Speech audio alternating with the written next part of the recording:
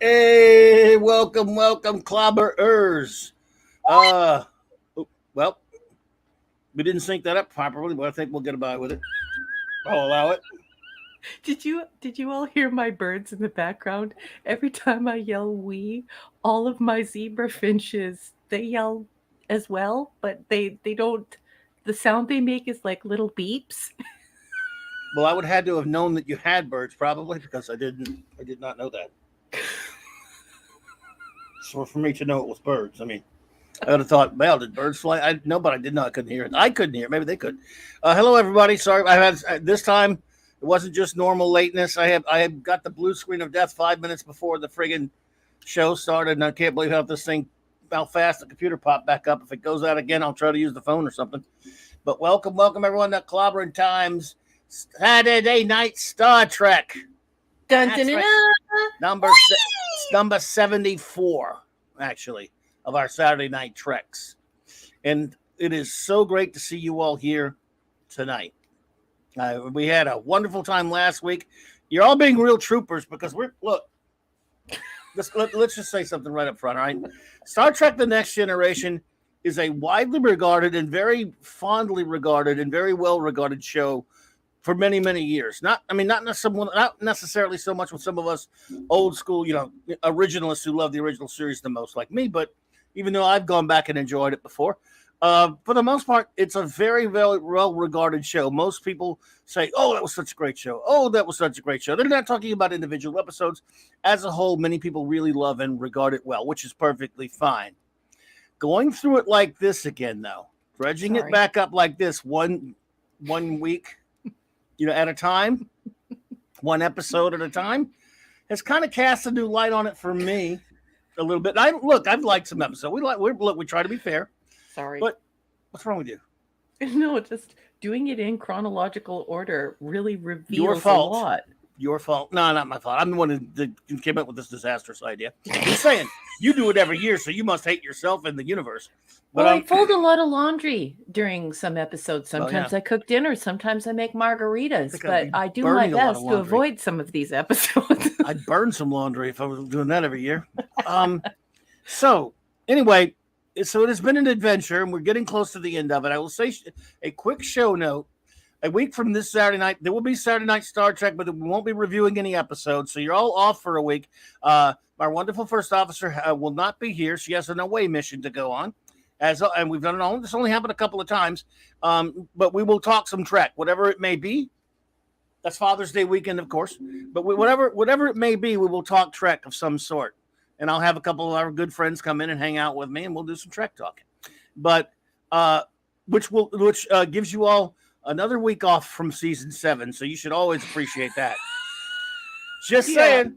I'm not trying to prejudice anyone's opinions toward the episodes, by the way. No. But anyway, let's see here. We'll say our goodbyes and get started. I mean, it's not goodbyes. Sorry, I bet you all wish they were goodbyes. Our hellos before we but before we get with that, do another show note. Let's see if I have any. Oh yeah, I do have some, or I have one. Yes, Iconicon 2 Electric Boogaloo from my fantastic retro blasting friends. There was a wonderful event last year. They got an amazing schedule. I'll be coming up with the schedule pretty soon for you all. While we're bringing it to you soon. But I am hosting a panel June 30th. That is a Thursday night, 9 p.m. Eastern time. That is on Toy Comics. That is, of course, comic books that were based upon toys as opposed to the usual reverse. With, of course, the great Michael French of Retro Blasting joining me, my good friend, and also extraordinary gentleman Jeff Barker of Chasing 80s Toys, and Matt Swafford of the Endless Bullets podcast. And I'm looking forward to that immensely, and I think you will enjoy it. In fact, they got a lot of other incredible panels lined up for that whole week.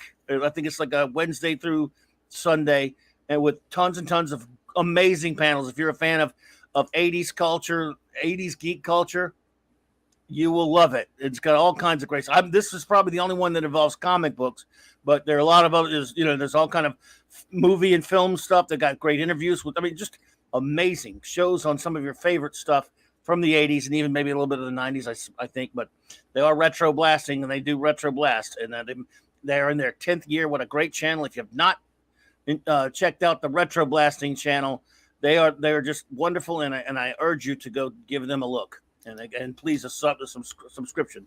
They are fantastic.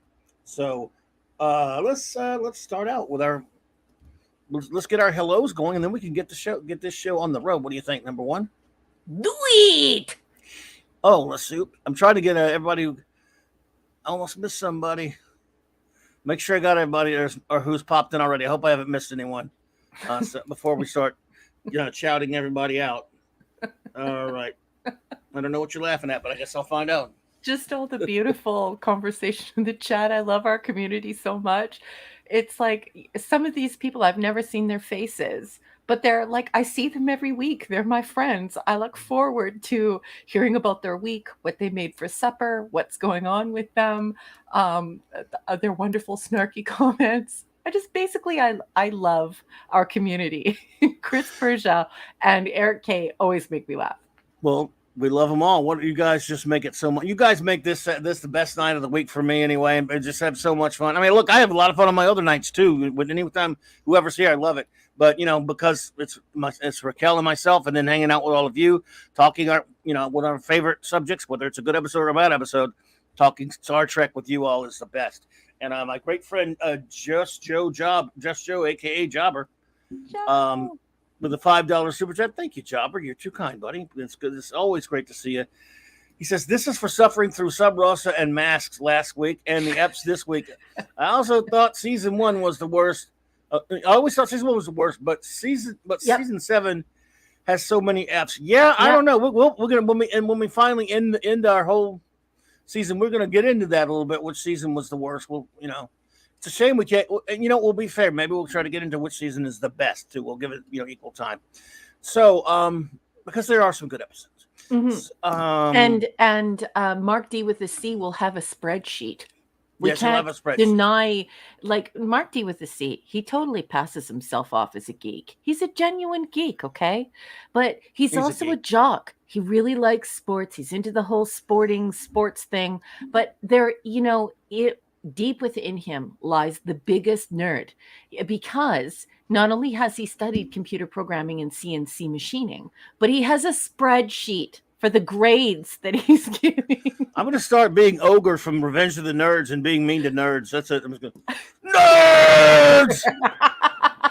I would be that coach would come in there because we got some Raquel and Marker nerd goes, you just got your asses whipped by a bunch of nerds. I'd love that. I would love that. That's great. Oh, here we go. So let's see. Our wonderful friends here. Of course, Lord Doth, our chief of security, LT. Long live the Legion. Avon lives, brother.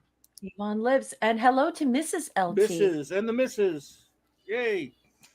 Scotty R. 37. Hello there, Scotty. Hey. Thank you for being here tonight, my friend. It's good to see you. Mr. Angel. What up, Chef? Good to see you. Shooter 8323. Hey, Shooter. Hello. Wagnar, buddy. What's up, man?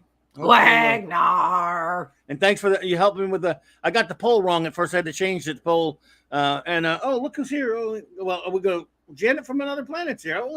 It's always lovely to see ladies pop in. So Interplanet Janet, she's a galaxy girl. And I love to hear you sing that. So that's also a bonus for when Janet shows up. Hey, sweetness. Good to see you, Janet. I hope you are doing well, lovely. You're already lovely. Just hope you're doing well and lovely. How about that? Let's see here. The great J-Man. I enjoyed your stream. Your stream tonight, buddy. It was cool, man. It's always. What was he using to stream? Because when I clicked on it, he didn't go to YouTube. It was like he was doing something live on Twitter, and I shared it right away. Also. Well, StreamYards lets you. You can simultaneously stream on Facebook and Twitter and other stuff anywhere. You can go all over. That was a smart move on his part. I decided never to use it because I don't know. I never really used it. I guess I could use it on Facebook and stuff, but I don't. But yeah, J-Man, and again, I know I get in there and I distract you with all my stupid chats and stuff, but I can't help it sometimes. You guys, you always hit my buttons, man. I love J-Man. Jason is a nice person. Thanks, LT, by the way. Appreciate that. Okay, let's see here. Let's continue here. I'm just sorry. Every time someone new pops in, I want to write their name down so I have it. All right. Captain Cockney Spock. Long time no see, Kimasabi. Hello, What's up? hello. I have not forgotten about Blade Runner, dude. I've not forgotten about it. This is the 40th anniversary of that, and of course, Wrath of Khan. And I figure 40 years is long enough. The problem is, all the different versions to watch Blade Runner, there are as many people telling you which version to watch. So it's crazy. Pleasant Valley Picker. Hey. DC! Enigmatic Drop Bear. What is up, my friend? The erudite bear. He's going to drop the mic tonight. I look forward to the comments. Hey. The great Steve Mitchell. I think Steve is, Manny's daddy is driving right now, but hey, buddy, both hands on the wheel, buddy. In Vegas. Both hands on the wheel, Papa. And be careful, brother. And take care, man. We love you. The great Kal-El, the super one. Hello. The real soup. Stephen M. Evening. Absolutely. Wolfie.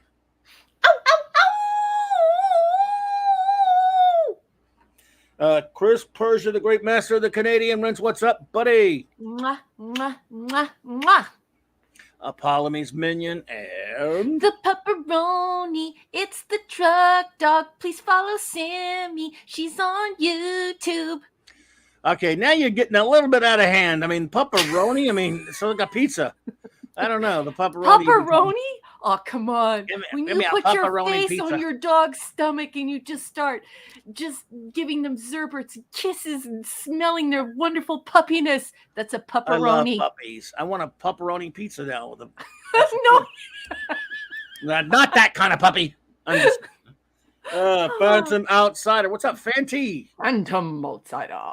Only I get to call him Fanty, folks. I'm telling you right now. Only me.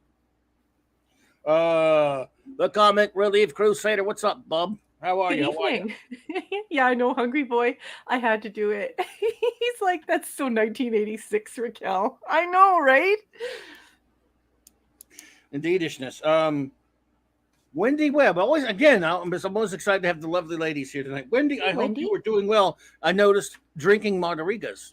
Knocking back some margaritas there. Are you wasted away in Margaritaville? That is a smart summer decision. And since we're saying it on air and we want to remain PG, please drink responsibly. But I wish I were with Wendy Webb drinking margaritas right now, but drinking responsibly. The great bronze wrencher, Eric K. What's up, brother? Hey, sweetness. Mwah, mwah, mwah. Yes, indeed. For the record, only she calls you sweetness. What? Eric K says, Raquel, did you know that pepperoni is a dog treat? Really? I've never seen. There you go. Well, what? Excellent. That's cray. Learn something old every day. There you go. Hungry Boy, my brother. Mwah, mwah, mwah. You man. Love you. Tonight is known as Hungry for bad writing to take a backseat. I love that. Right? Oh my God. Hungry Boy, you may have to get an agonizer for that one, though. Don't infantilize Phantom Outsider. Okay, that's it. Your agonizer, please.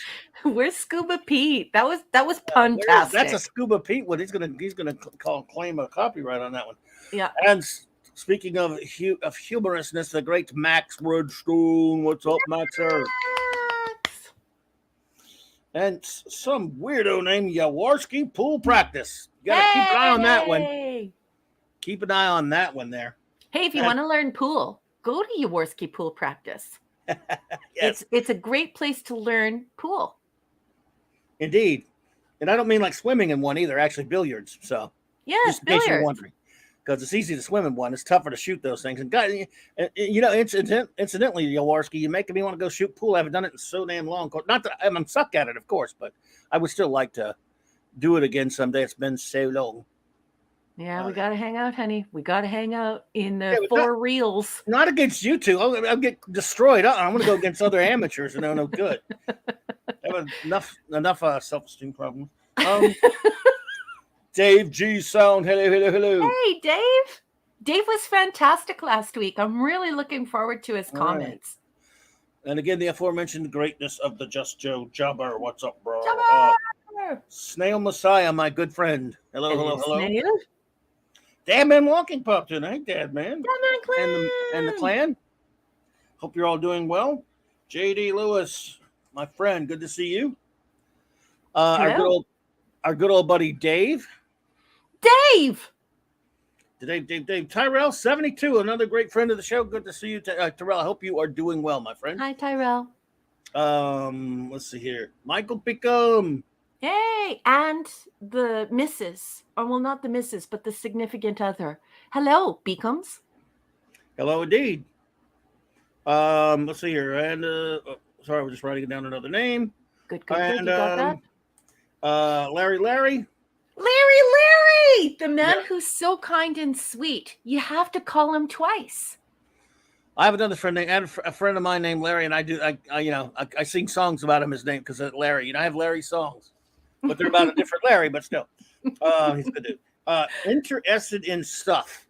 Interested in That's stuff. good. I don't think I've seen you here before, but I'm glad you're engaged and interested in stuff, and I hope we have the right stuff for you this evening. Thank But you for joining welcome, us. welcome, and then our good buddy Narada Amanda Bear Nirot. and our wonderful friend Anti-Derivative Jill, our chief of communications, our communications officer, I should say, is Yes. here. And I think I got everyone for the moment, and we're about ready to get her rolling on here, folks. Let's do this. Hope I Let's did not do miss it. anyone. If I did, shout out and said, "Hey, dumbass, you missed me." Even if I didn't, just say that because it's you should. I can't blame you. I'm not gonna do that. I like it. Max Oh, the Redstone great has, limerick writer is already showering will the you with the bots Benjamins.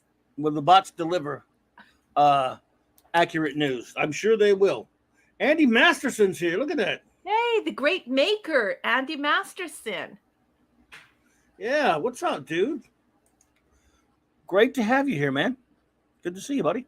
Okay, well, now it's time for me to and by the way, before I do that, anyone who happens to be lurking out there that can't really, show themselves, but you're working or you're listening later on a download, perhaps on a live stream, something like that. Excuse me, a repeat. I want to thank you so much. You're just as important to us as anyone hanging out with us or watching, giving us views, and I hope you enjoy the show. We try to make it enjoyable for everyone, and I just thank you for being here or watching it later. Really, we really appreciate that. And for those who may be popping in, don't know what we do here, a quick summation, and then we will get busy. Well, this is Saturday Night Star Trek number 74. What we've been doing, what we do on this show on a regular basis is we've decided since show one of this series, we will review all of real Star Trek. That is, of course, to us, legitimate Star Trek, which stretches from 1966 to 2005. Everything after that is fake, is filth, and we have want nothing to do with it. Anything with that label is not Star Trek to us. So we only review real deal Star Trek, and we started with the original series. Then we went into the animated series, the original crew films, and now we are getting just toward the end of season 7 of Star Trek: The Next Generation. After which we will do the TNG films, we will do Deep Space Nine, Voyager, and then Enterprise, and that will be it. So what we do is we take 4 episodes per night, unless we're toward the end of a season or something and closing it up. And we review the 4 of them. My first officer takes the floor, and she reads from us a text that has excellent information about the episode, and then we compare notes, and then we say a few things about the episode, what we thought about it, and eventually we rate it. We give it a rating, and then we turn it over to our fantastic chat and let them give their opinions and any ratings and views they might have. And we announce it. We make sure that you can hear it. So if you're just listening or something, we read their reviews. So without further anything, I will turn this over to my wonderful first officer, and we will get started on our first episode of the evening. Well, thank you so much, Captain. Yeah, you need a text. And the reason why you need a text is a text goes through a finite process where it's fact checked, and there are editors and there are people who are verifying this information. And right now out on the internet, we're seeing a transformation in that user-generated content and those user-generated Star Trek encyclopedias and wikis. And what's being done to Star Trek Through the Filth post 735 Club is pretty atrocious. But even before the filth, even before all this nasty stuff, Trekkies, we have a lot of factoids swimming around in our community. There's a lot of fan lore in there. And so we chose this. I chose this text, Star Trek 365: The Next Generation, written by Paula M. Block, because it is original source material. So Paula M. Block is a prolific writer for Star Trek, and she got a hold of everyone who was involved in the making of TNG. And she sat down, she did interviews with them, she spoke to writers, producers, people who guest starred on the show. And so here we get some genuine information. And what's also really great about this text is that it has a little bit of a summary, and we're going to use that as a jumping off point. Now, I should say something really super important before we move on through the night. That is, this is a completely organic show. Clobby and I do not discuss the episodes prior.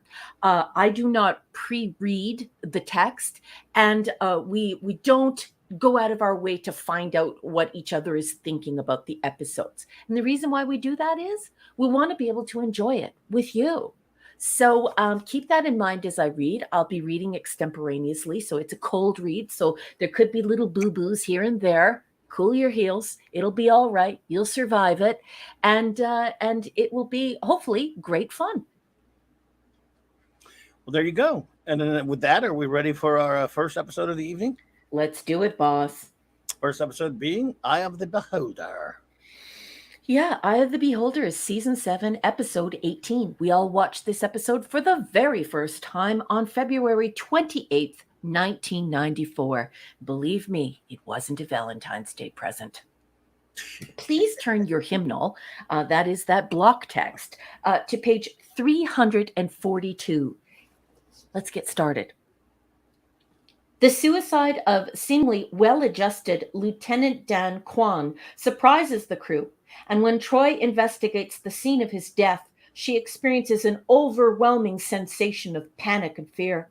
Crusher notes that Kwan was a partial empath, like Troy, and wonders if the counselor was picking up an empathic echo of his feelings before he died. As Troy continues the investigation with Worf assisting her, she experiences visions that suggest Kwan's suicide may be related to a crime of passion that took place on the Enterprise during the starship's construction. During the 7th season, while Brannon and Ron were working on writing Generations, I wrote or polished something like 13 episodes, says Renee Echevarria. Brannon got Eye of the Beholder started, and I wrote the teleplay. In the episode, there's a guy who commits suicide on the ship, and his girlfriend tells Troy it's not like Dan to take his own life. It sounded very reasonable on page, and it played just fine. Well, I don't know about that. Anyway, it was only later on that the actress who played the girlfriend, who was actually my sister-in-law at the time, started teasing me about what a weird line that actually was. It was like a commercial. It's not like Dan to have a second cup of coffee. No, yeah. Echevarria breaks into laughter. Clearly, he feels he deserves the ribbing. Sometimes when you're trying to write something very clean and concise, it just comes off incredibly goofy, he admits.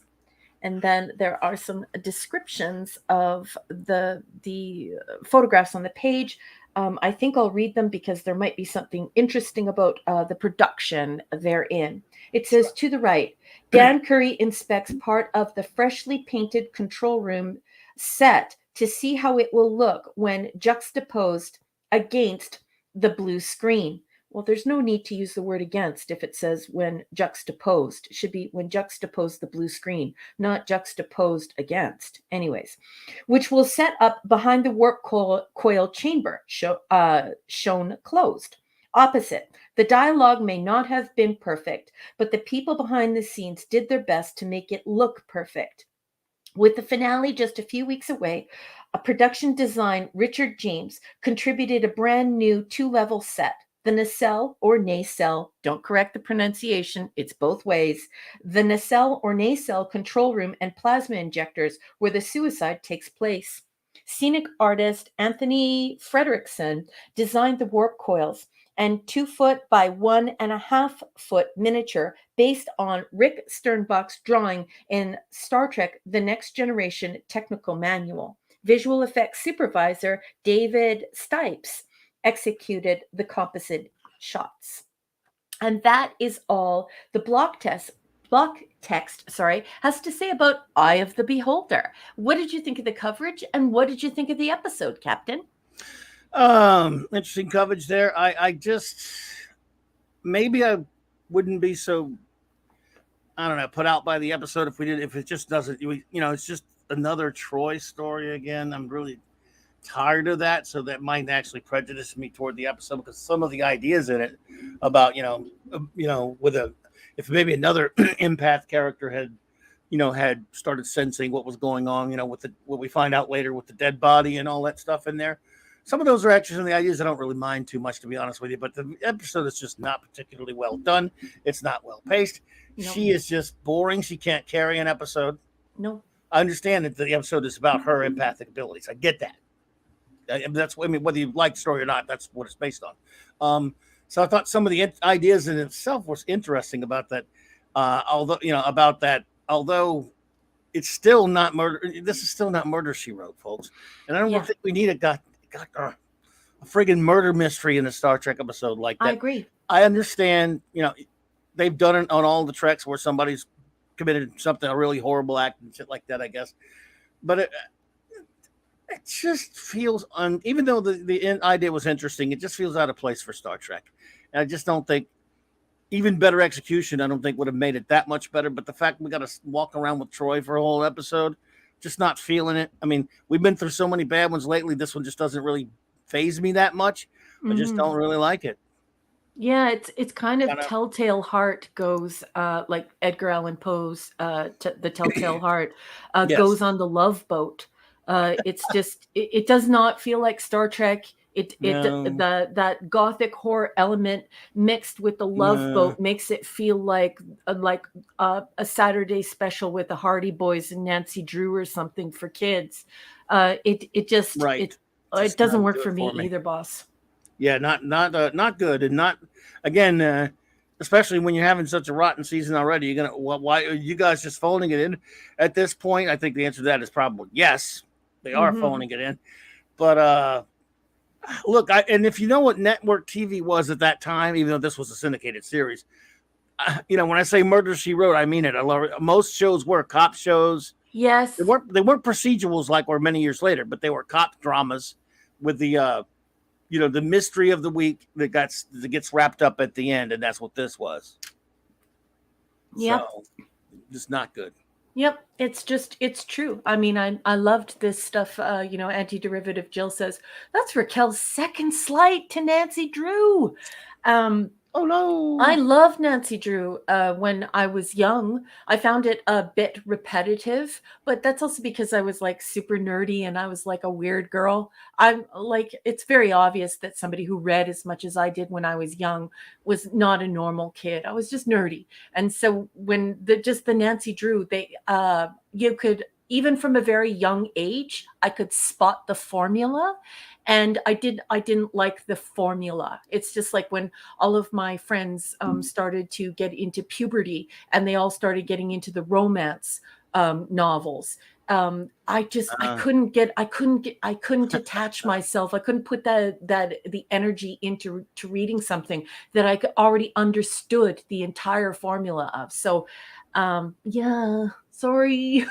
Yeah, it's just pretty. Again, I'll fully admit it didn't have me like, wanting to, punch the wall or anything. I'm just this is boring. I just can't get into it. I don't really, what do you guys, like I always say every week, just about, they don't earn episodes like this by being spectacular all the time, where you can have something like, this is just, where you be a little more, maybe a little more lenient, but no, they're just terrible right now. And so when they put one like this on, I mean, I'm not saying it's sub rosa, but it's just like, Whatever. Yeah, but when you put Brandon Braga in there, which is, Oh, he's sort of like, I want to make oh yeah. everything into horror, and then you mix it with the Rene Acavaria gentleman, who is the very soap opera, touchy Yes. feely. I don't really like Gene Roddenberry. Let's make this something different.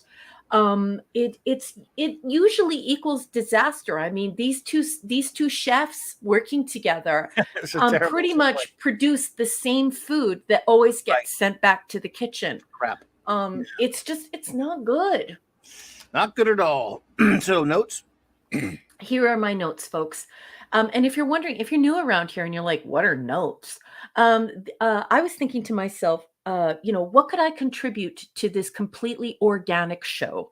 And so what I decided to do is I took a piece of paper and a pencil, and I just started taking notes while I was watching the episodes, so that I could reveal things that I knew that were facts, some things that I had heard that were rumors, just stuff that I know about the episodes. So I take an actual piece of paper and an actual pencil, and I take notes, and that is what the captain is asking for me to produce on the bridge this evening.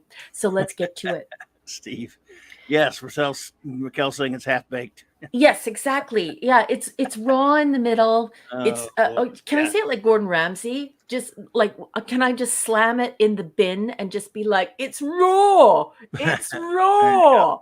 Anyway, Kwan should have been beamed out when they were having that whole extended dialogue about why he wanted to kill himself. There was plenty of time and True. opportunity for that. I would also like to say that I'm very, very sorry, but Lieutenant Daniel Kwan, played by Tim Lunabos, uh, horrendous acting. Like, I've seen better acting at a play held by first year college kids, or seniors at a high school.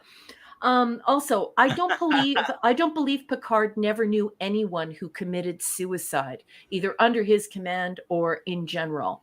Um, Unfortunately, when you deal with war and you deal with PTSD, and you're dealing with lots of different people, there are many people who join the military because they have nothing else, so they give their bodies to their countries, and it's quite unfortunate. But there are lots of people who live in abject poverty, and by abject poverty, I don't mean like, oh, they don't have the right clothes or the right video games, or they don't drive a BMW. I'm not talking about that.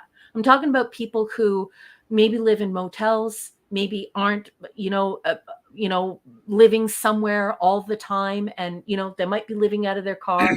Yeah, a lot of those people wind Yeah. up in the military, and they give their bodies because it's all they have left to give to society. It's incredibly brave. But what I am saying is that because of that desperate circumstance, sometimes people get depressed, and unfortunately, suicide is a part of the military process. So I just think that it's weird that Picard's opening lines are that he's never known anyone to kill themselves. I think and I wrote in my notes here, this is a dumb opening line. He's met thousands of people, thousands of personnel. This is a preposterous assertion. And then in my notes, I said, oh, yay. Thanks to Shankar. Is it Shankar, I think, who did it? Now we can't do Warp 8, not without special Without permission. special permission. Data Yeah. considered suicide. I want you all to think about the fact that Seth MacFarlane is a massive fan of Gene Roddenberry and Star Trek. And when I say that, he is super nerdy when it comes to Star Trek. So I want you to think about that on a go forward basis when you're considering what's going on with the Orville and what happened with Isaac. Hmm. Calloway's boyfriend offed himself. Calloway has no tears. She's not even sad. She tells a nice little story where she even gives a belly laugh.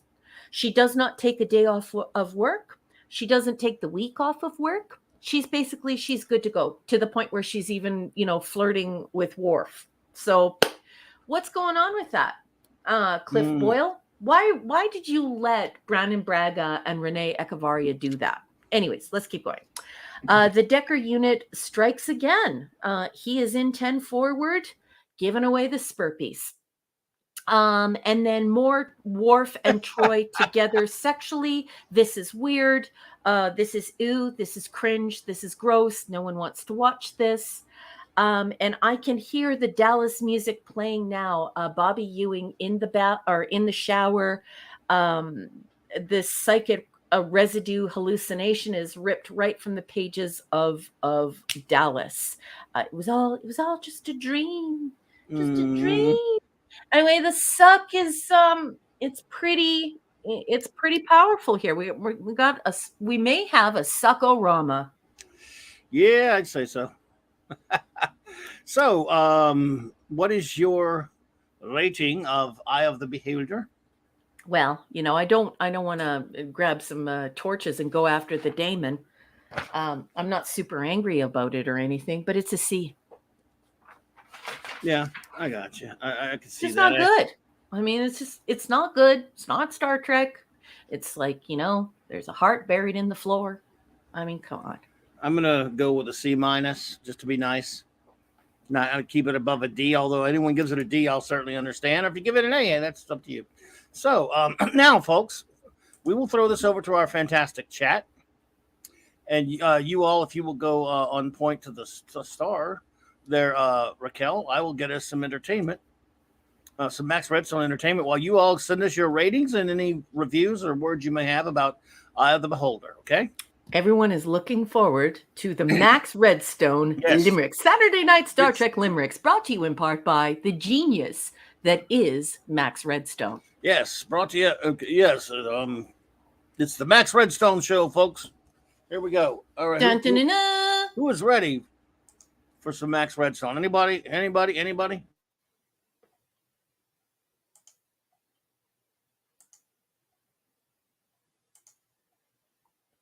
Did we lose you, boss? Yes, I had to clear up for a second. All right, boss. Okay. Eye of the Beholder by the great Max Redstone. It's another Enterprise mystery, a sketcher, and the events turn into a retcher. To solve the horror in the plasma core, this time Troy becomes Jessica Fletcher. Isn't it amazing how much Max thinks like us? He pre-writes these. It's not like he's writing them while we're talking. Like, I cannot believe how simpatico we are with the great Max Redstone. He's quite wonderful, isn't he? I just looked at it this is the first time I saw it right there. Yeah. So, well, that's a good one, man. Well done as always. Superb work. All right. Max Redstone. Okay, let's see. All right, let's see what we got here so far, folks, from our illustrious chat. Scotty says a D. No comment from Scotty. No comment, just a D. Thank you so much, Scotty. Guagnar says C-. Lame, of course, it says. Warp speed limit was a stupid decision. Continues here. Suicidal data story was done better with Isaac. Agreed. Big time. At least the episode is mostly a vision, so Troy and Worf didn't actually hook up. Yeah, at least it kept us from. It spared us a lot of that crap. Except for the fact that same romantic sort of schoolyard crushy thing is going to appear later on, and the suck will still suck. Yeah, but at least this one's. We'll get. God, they're just forcing us to accept this Troy Worf thing, and it doesn't. This is a woman who won't even kiss a man with a beard. She's no Kalar, okay? Garbaggio, Hungry Boy says D-. I didn't get the memo stating empaths are now synonymous with ghost whisperers, or that Starship health reg checks can sniff out a rotting corpse. So yeah, what about that, by the way, the corpse? Well, Anyway, the rotting corpse was never real, and then there's like all this huge spew, like a giant vomit, like a barfarama of oh technobabble Jesus. at the end, where they're like, "Well, it was just like an empathic echo residual, and I felt it, and then I projected my own feelings onto it, and then I just stood there having a hallucination." And it's apparently all supposed to make sense, and it doesn't. And it doesn't. Although I love bodies entombed in ships trope used in dozens of horror stories, it couldn't save this ep for me. Let's see here. Find your other one. All right. Renee having to script Brandon Braggadocio's story must have felt like syphilis on his. Sisyphus. Sorry, syphilis, close enough. On his first day in Hades, fetid slice of Garbaggio pizza. Thank you so much to the great Hungry Boy. Let's see here. Appreciate you. The great Lord Doth says D. It is obvious they targeted the ladies of the cast for episodes of this season. Yes, which were on the most part, was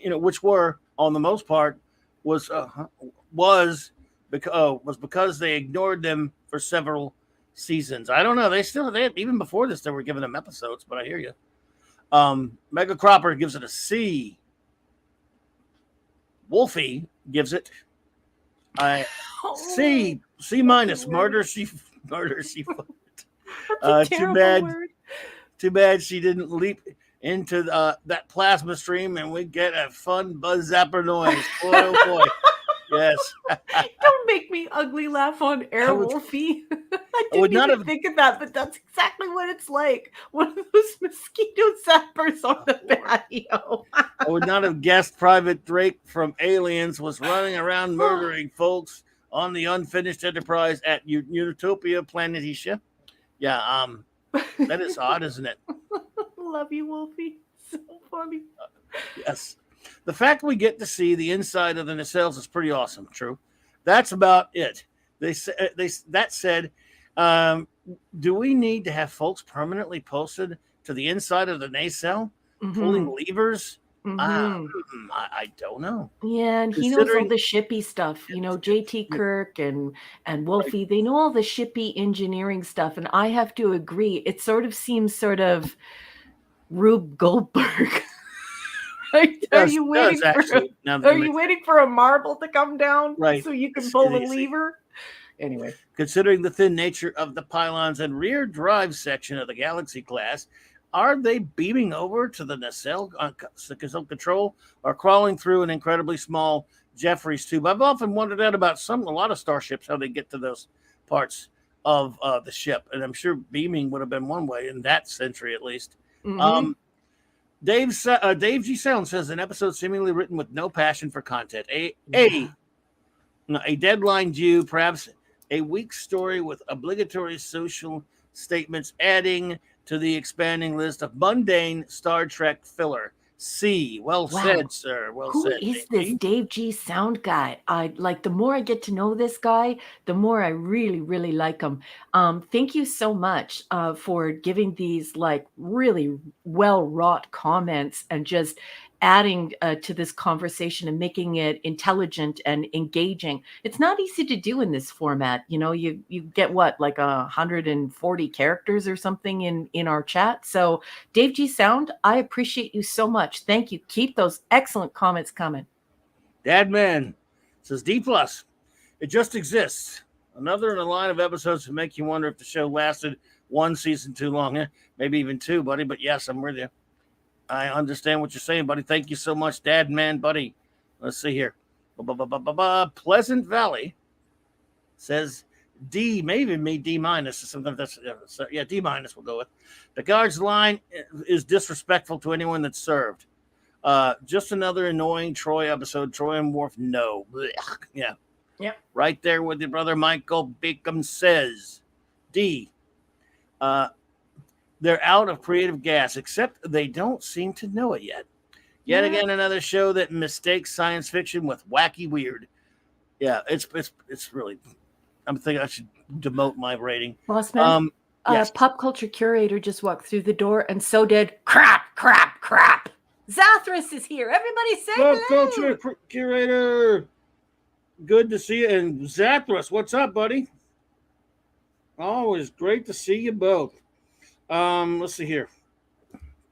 Where was we? Okay. The great Eric K says F. I only wish it was more forgettable than I would have zero memory of this one. I love you, Eric. I love you, honey. So number one, if you would like, we will switch places momentarily, and you can take care of not only our great friend Enigmatic Doc Bear and Drop Bear, but also Jill right after that. How about that?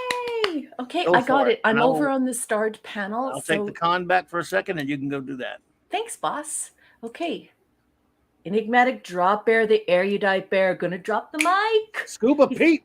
Hey, Scuba Pete! And Leslie. Hello, family. We love you. We were talking about you. Were your ears burning? Enigmatic Drop Bear's got a 4-parter. He's giving this episode a D-. He says, I appreciate the writers were endeavoring to explore themes and consequences of suicide. However, this story was so maladroit. Oh, beautiful word. Great. Maladroit. That paints a lovely mental image, doesn't it? Maladroit. It served only to trivialize this important and serious subject. I couldn't agree more. Well done. I could not agree more. And the Calloway's reaction is ridiculous. It's so stone cold ridiculous. 2 of 4. Enigmatic Dropper says Kwan's death was completely unnecessary, merely a plot device to enable the story. Yeah, and to like hook people in through trauma, right? Through something shocking. He should have been transported away, yes, from the nacelle tubes long before he leapt into the plasma stream. I totally agree. And I love that you used a T instead of an ED. I love you so much. And then 3 of 4, a cellular residue with a psionic signature triggering Counselor Cameltoe's suicidal thoughts and subsequent actions are simultaneously ludicrous and contemptible. Oh my goodness, you're on a roll tonight. Well wrought. 4 of 4. At its core, this episode is a poorly conceived ghost story looking for a scientific underpinning. Surely a concept that should never have made it into the writer's room, let alone out of it. Oh my goodness. Drop the mic and walk away. Well Stand done, up. Enigmatic Drop Bear, you just won the internet. And the crowd goes wild. Hey. That's so good. I'm going to eat a piece of chocolate just for you, Enigmatic Drop Bear. Beautiful, beautiful, beautiful. So well wrought. I just absolutely love, and I completely agree with every single thing you said. Love you, love you, love you. Thank you for that those excellent comments. And let's move on to one of my favorite nerds on the whole internet, a fellow nerd, Cutie Patootie, Anti-Derivative Jill. She's got a 2-parter here. And she's giving this episode a D+. She says, after seeing this subject broached with care and grace on the Orville, seeing it summarily dismissed as a throwaway plot point for the transference of gaseous telepathic echoes was deflating.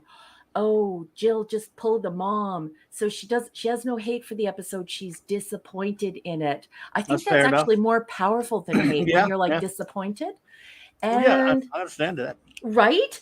And then 2 of 2, she says, the majority of it was Troy's hallucination. So that saved it from a rant about how Worf behaves entirely out of character, falling in line with Troy's fantasies, proving they're a poor match. Excellent, excellent comments. As usual, Jill, I love you, love you, love you. Thank you for that. And Boss Man, I am leaving the starred tab and going back to live. Switch places again. And we will continue. The great Fanty Outsider says, D, this is lame. Seems like this was a resume for an STD writer. Terrible. Let's just phone in the work, cash the checks, and head it to the door. The fans show up with the torches and the pitchforks. Dun, dun, dun, dun. The Comic Relief Crusader says C-.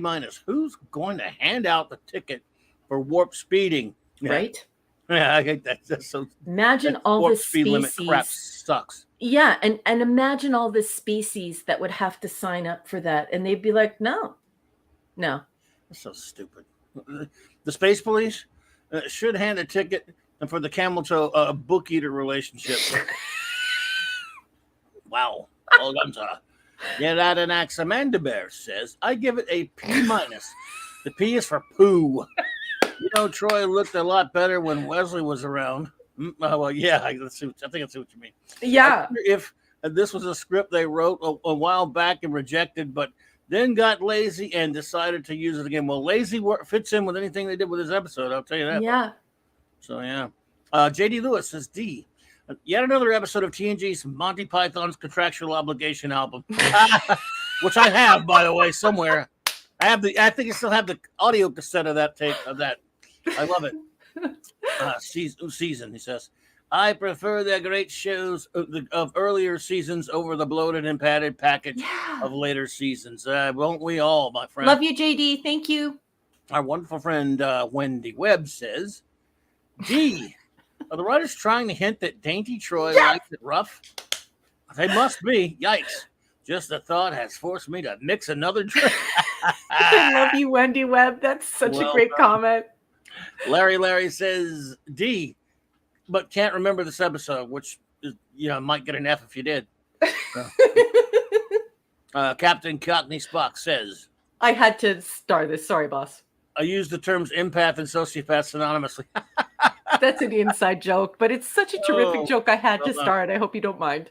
Not a problem, though. We're always glad to see the captain here. Max Redstone says, D, they could have done more with the time-space murder mystery aspect to make it less convoluted. But honestly, I think the writers were all checked out or moved on at this point. Yep. Good, absolutely good point.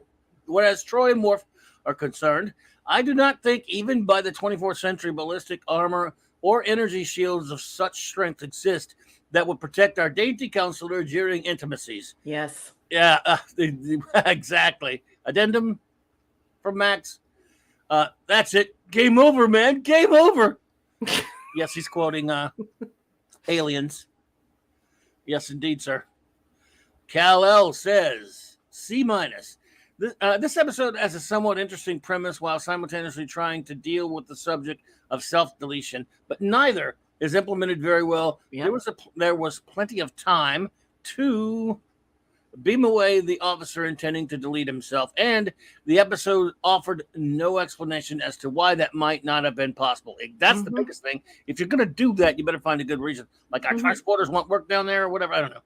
Troy's love scenes with Worf seemed more forced than got number 3 there. Than anything else, and really didn't add to the story. While the episode wasn't terrible by any means, it certainly wasn't very memorable either.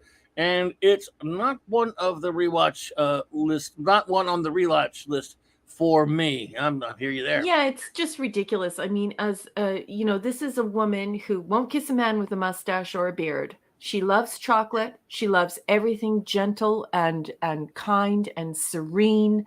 She has bubble baths. She's it is ridiculous what they're trying to do with the whole Worf thing. It's ridiculous. And Chris Birch just says, no, Raquel, they use pneumatic tubes to send messages from the net. I thought that was great comments. Like at the bank, I guess. I guess it means like at the bank, right? Yeah. Yeah. Hey, Mr. Tickletrunk's here. Yes, I just starred him. He's in your starred column. I see it. But I just wanted to say hello to him. Hello there, Mr. Tickletrunk. Thank you for being here. Zathra says, I would have jumped during some of I'm not sure. Oh, yeah, I see. Sorry. Pleasant Valley. No, sorry. I thought he reviewed something already. How could anyone leap into a plasma stream? Shouldn't there be a force field keeping crew safe? One would think, wouldn't one? Yep. But it wouldn't work for this story, I guess. Mr. Tickletrunk says A+ for Counselor Kamato's sneezegasm face in sarcasm. Wow. Naughty boy. I love it. Well, yes. Don't forget to report those bots, not just delete them, folks. Everyone, get those bad people. Please. Yeah, I think they already knocked them out of there. Okay. Thank you, team. So, what do you think? I mean, I know our chief engineer will be along later. We'll get his review later if he wants to give it. But I think we got everybody right. So, Yes. okay, well, we're ready to move on to our next episode. Okay, let's do it, Are we boss. ready? Yes. Okay, all right, everyone. Our next episode is Genesis. What's that? Um. All right, here we go. Yeah. I mean, come on. What? Hey, did somebody get a hold of my picture again? What? I oughta. No, Jill and I love this when you do this I'm because sorry. yeah, it's just I don't know, it's just so bad. All I right, don't know folks. what happened. It's just ridiculous. This visual that Clubby has created is absolutely perfect for this episode. The next episode we are reviewing, of course, Boss already said, is Genesis. I call this episode Brannon Braga's Creature Feature. It is season 7. It's episode 19, and we all watched this for the first time, unfortunately, on March 19th, 1994. Let's stay copyright compliant, shall we? I'm going to be reading excerpts from Star Trek 365, The Next Generation, written by Paula M. Block. She gets a bit of help from her husband, Terry J. Erdman, and of course, received the blessing of Ronald D. Moore and company, the folks involved in Good making night, Pleasant. TNG. Good night, Apollo. Apollome's minion is leaving. She Good night, says, sweetheart. she says Thank you Simi for says stopping goodbye, by. so that's what she means. Yeah. Drive safely. Okay, please turn your hymnal to page 343. I'm going to be reading from there. During a brief lull in the Enterprise's busy schedule, Picard and Data depart in a shuttle to recover a wayward torpedo, and Dr. Crusher gives Lieutenant Barclay a synthetic immunizing agent to help him fight a flu bug he's contracted. When Picard and Data return to the ship, they find the Enterprise drifting, unpowered, in space, and every member of the crew developed into a bizarre lower life form. Data deduces that something has triggered the crew's long dormant genes to cause the transformation. And now that Picard's been exposed to that something, he's beginning to change as well. Genesis falls into the category of wacky ideas gone bad, Brandon You Braga think? says with a chuckle. It's another Brandon Braga, folks, Oh, if you didn't already know that. It's a B movie monster flick Saturday matinee. Well, gee, you think? why did you put it in Star Trek? Never mind. Yeah, episode. Oh, But I stand by it, and it was good. very well directed by Gates McFadden. No, it wasn't. I love the episode, McFadden said in 2002. It was really different. It was spooky. And what a supportive environment to have your first film directing experience. Directing was the next logical step for McFadden, a show business professional whose career had taken her from studying physical theater, movement, and mime at the International Theater School in Paris to serving as the director of choreography and puppet movement for the Jim Henson Company before returning to acting for the role of Beverly Crusher. After working with non-human characters in The Dark Crystal, Dreamchild, Labyrinth, and The Muppets Take Manhattan, she felt right at home with Braga's de-evolving human menagerie. Gates went to the zoo and and did a lot of things to research what each one would turn into, Michael Westmore points out. Gee, Michael, gee. See that? You can pick up from... It's Pardon? really cool to be able to read along with Raquel in that book. Thanks again. And Dagman, can you believe the way that some of them talk? It's like, why are you what? Anyway, let's keep going. Hey, Mark D, sorry about that, buddy. You could pick up from their body language what was going to happen to them. The TNG actors are very good, McFadden says. With a couple of people, I made suggestions, but I honestly didn't spend much time doing it.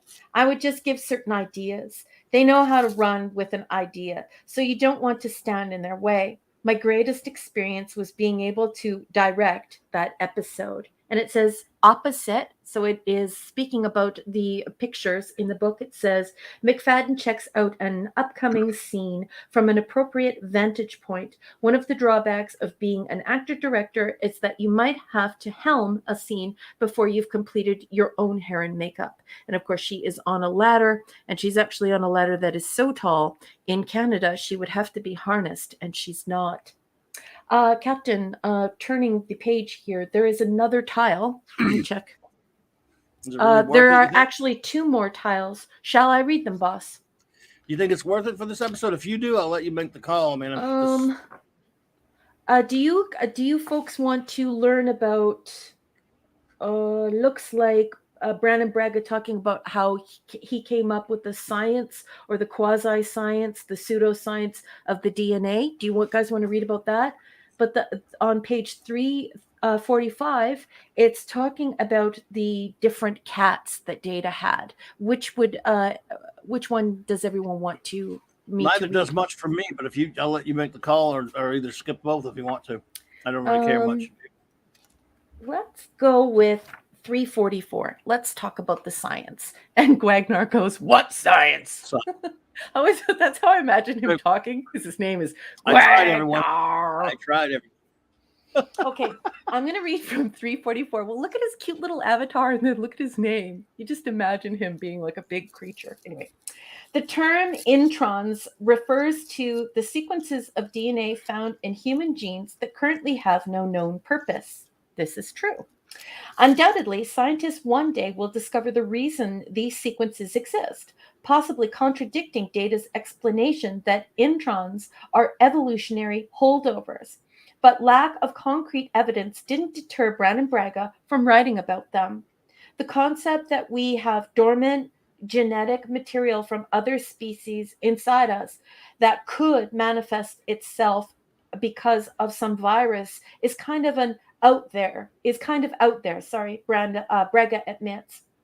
But it made for a good, fun piece of science fiction. Oh, that remains. Anyway, I really love the moment when Data informs Picard that he's going to become a pygmy marmoset. And with the Barclay spider, Jurassic Wharf, and Troy with gills, I mean, come on, that's awesome! Exclamation point. The hair and makeup people did an extraordinary job, director Gates McFadden says. I think it's the best work I've seen on the series. Indeed, the episode received an Emmy nomination for Outstanding Individual Achievement in Makeup for a Series, but lost to B5! Babylon 5. There's look, those guys work hard. Those people work hard, so fine. They do. Yeah. They did a nice job, yeah. There's an awful lot of work for just a few frames of seeing something, McFadden notes. But it was much more frightening if you didn't give the audience enough time to really stare at it. I wish we could have seen more of Worf's character, Michael Westmore says, because there was tremendous detail. It was like an exoskeleton of a prehistoric thing from some Klingon planet. With the exception of Michael Dorn, whose character was involved in some stunt-heavy sequences, all of the actors who usually appear on camera played their transformed characters. One of the creatures that the camera did linger on was Commander Riker's Australopithecine.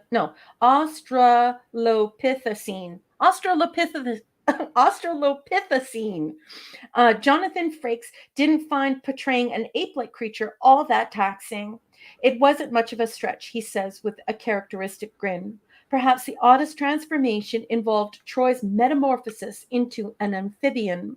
Marina had such a tough part, McFadden said. She had to go in the water, in the bathtub, in her uniform, with her contacts and all the prosthetics. Wonderful stuff. Even odder, the sudden appearance of a bathtub on the ship. We'd never seen a bathtub because they supposedly took sonic showers, Braga admits. But Troy seemed like somebody who'd like a good old-fashioned bath. And nobody asked about it. Believe me, we were questioned on plenty of things. I wish I'd kept a list of the insane stuff that came up that never saw the light of day, but nobody questioned the bathtub. And like I said, there's one more tile, but we'll leave it. I think it's probably already in my notes anyways. It's about the All fact right. that the cat always changes genders, I think. Let me just. Oh boy. Yeah, Well, it's basically talking about the cat changing genders and the cat's different names. Anyway, that's all the block text has to say about Genesis. Boss, what did you think of the coverage? What did you think of the episode? well, the coverage was there. I mean, I guess my first I have to pay attention when I'm thinking about just how annoying I was by this episode. I think what I was annoyed the most by is when you think about it, what a tragic waste of Barkley. We don't get a Yes. lot of Barkley, and they put him in a goober ass episode like this. Mm-hmm. To me, I'm sorry, but that is pure and utter Crap, crap, crap, crap, crap, crap, crap, crap, crap, crap, crap, crap, crap, crap, crap, crap, crap. Yeah, and you know who else they waste? Because of course we love Dwight Schultz. And we love his nerdy character because he's a genuine nerd. He's actually somebody who would actually be in Starfleet. He would actually be in his position and has an actual education and could be actually doing what he's doing on TV. The way that he's portrayed and the way they built his character. But you know who else they wasted? They wasted Patty Yasutaki, I think is how you say her name. Patty Yasutaki.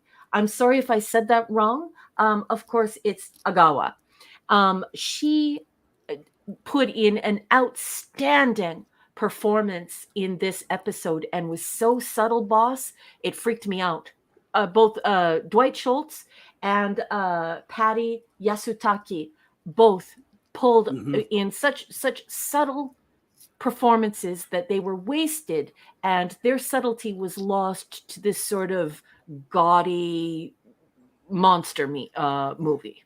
Well, basically, this episode, and we'll get to your notes in a second. It's just look, I'll give them the interesting idea, them devolving and all this kind of stuff. But this was, let's make no mistake about it. Whatever interesting idea may be at the root of it, this was just to facilitate Brandon Braga's silly little whim of doing gross out horror crap. It doesn't belong in Star Trek. I mean, look, I can respect it.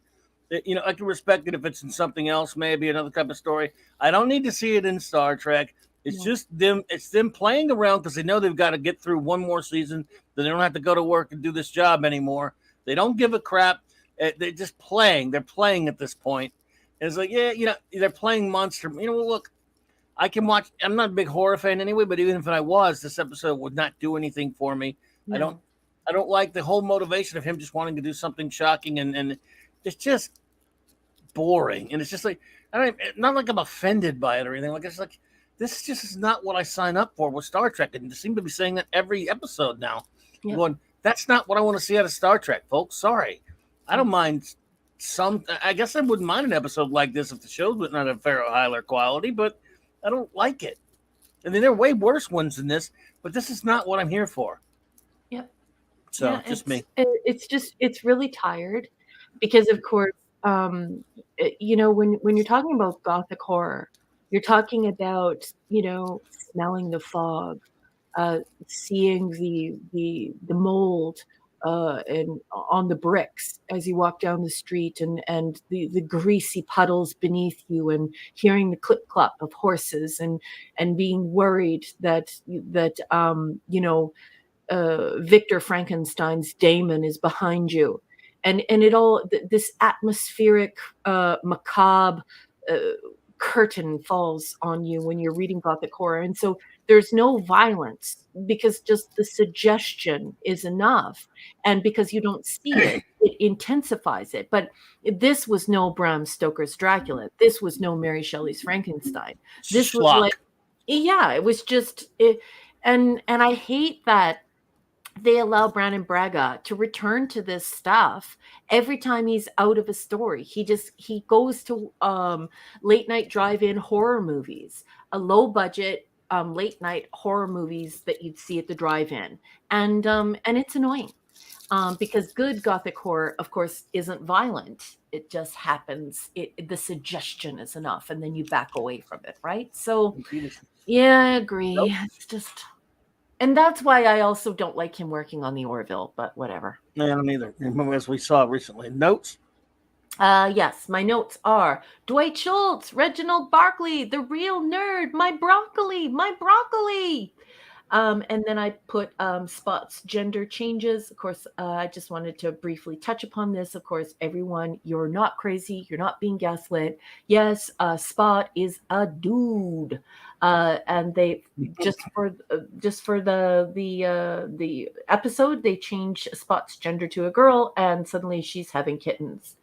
The captain retrieves a torpedo in a shuttle. I'm going to say that again. A torpedo in a shuttle. What the hell? A captain retrieves a torpedo in a shuttle. I'm going to say that one more time, and I'm going to hope that Wolfie is going to step forward and start putting poop emojis in the chat. A captain who is not like it's not like TOS where he's like, it's a small crew of explorers who are trained as astronauts and they're like super elite people. In TNG, on people on the 1701D, they're not that special. It's a bit like the Love Boat, okay? He's in charge of over 1,050 people, and it can go higher than that. And he is out retrieving a torpedo in a shuttle. Right, Wolfie? Right? And I'm not even an engineer.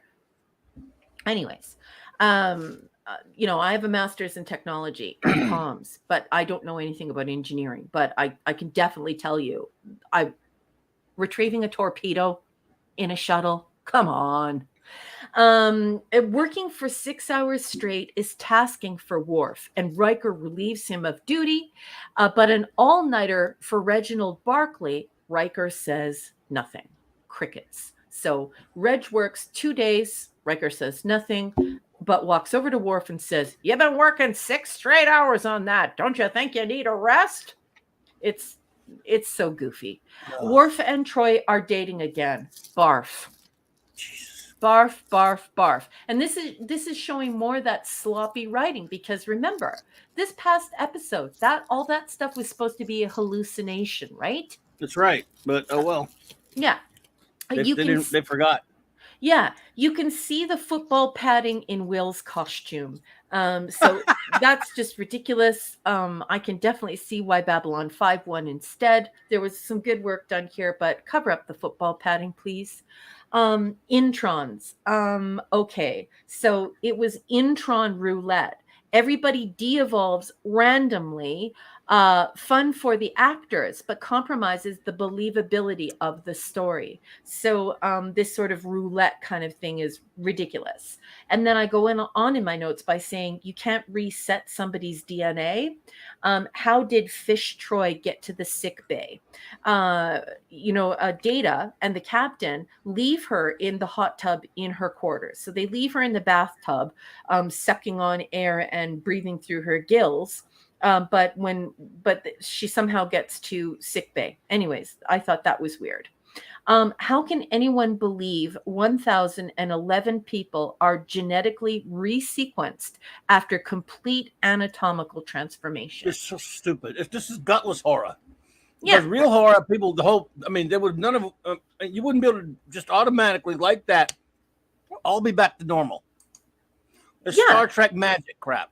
Yeah, and that's why, when we were talking on Clobby's Clubhouse about how this just happened in this latest episode of the Orville, we were talking about how that complete anatomical transformation cannot be undone, and so it should be said so that we can maintain the integrity of the science and people can stay immersed in the story. So I absolutely love your comments, Clobby. And Chris said something that I thought stood out.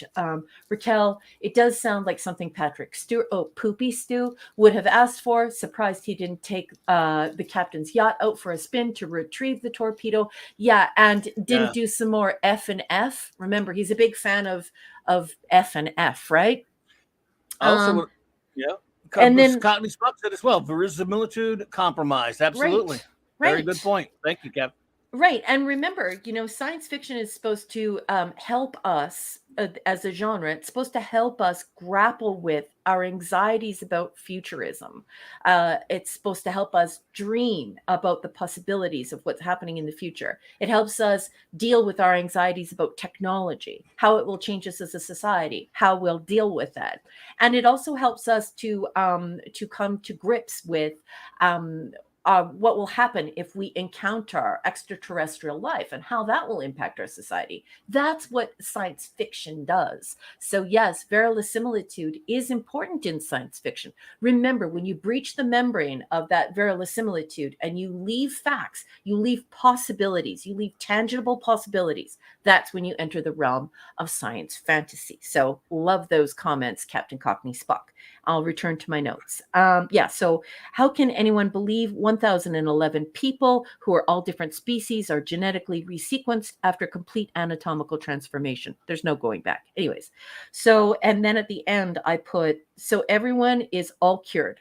Humans, Yep. all the different aliens, all the different species on board, and nothing is said about all of the people who died, all of the people who were killed, and all of the people who ate one another. So people were eating each other on this voyage. So if we just tie it all up in the bow at the end, like, ooh, you dated a werewolf. Like, it's just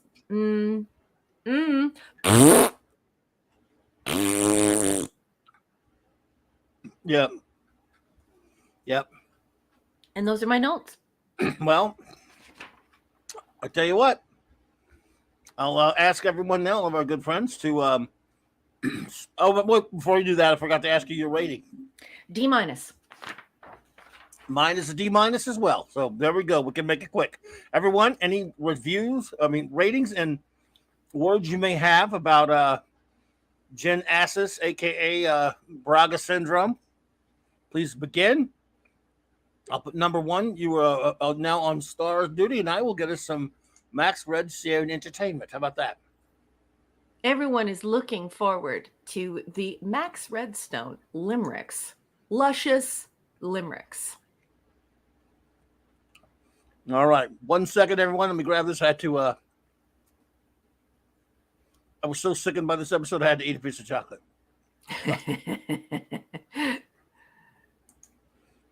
Sorry if you can hear my clicking, folks. I'm just getting all of your stuff into That's a folder for the boss to read.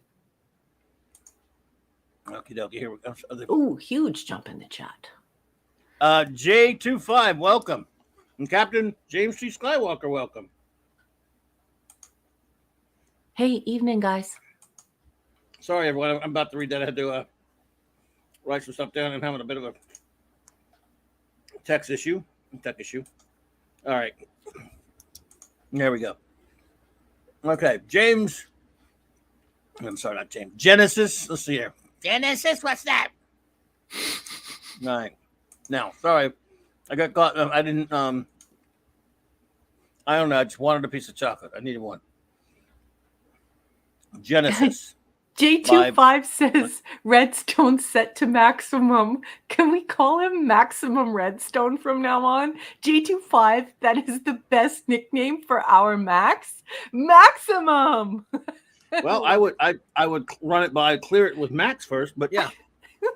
All right. Here we go, everyone. Genesis by the great Max Redstone. Okay, here we go. A torpedo goes off quite askew, and genetics are getting an edit or two. Fish and spiders and apes with all armor shapes. And Barclay's neurosis transforms the whole crew. Wow. Nicely done, buddy. Top notch. You're getting all those? I am, boss. That you should have a full folder. There are at least 34 coming down the pipe. Okay. All righty then.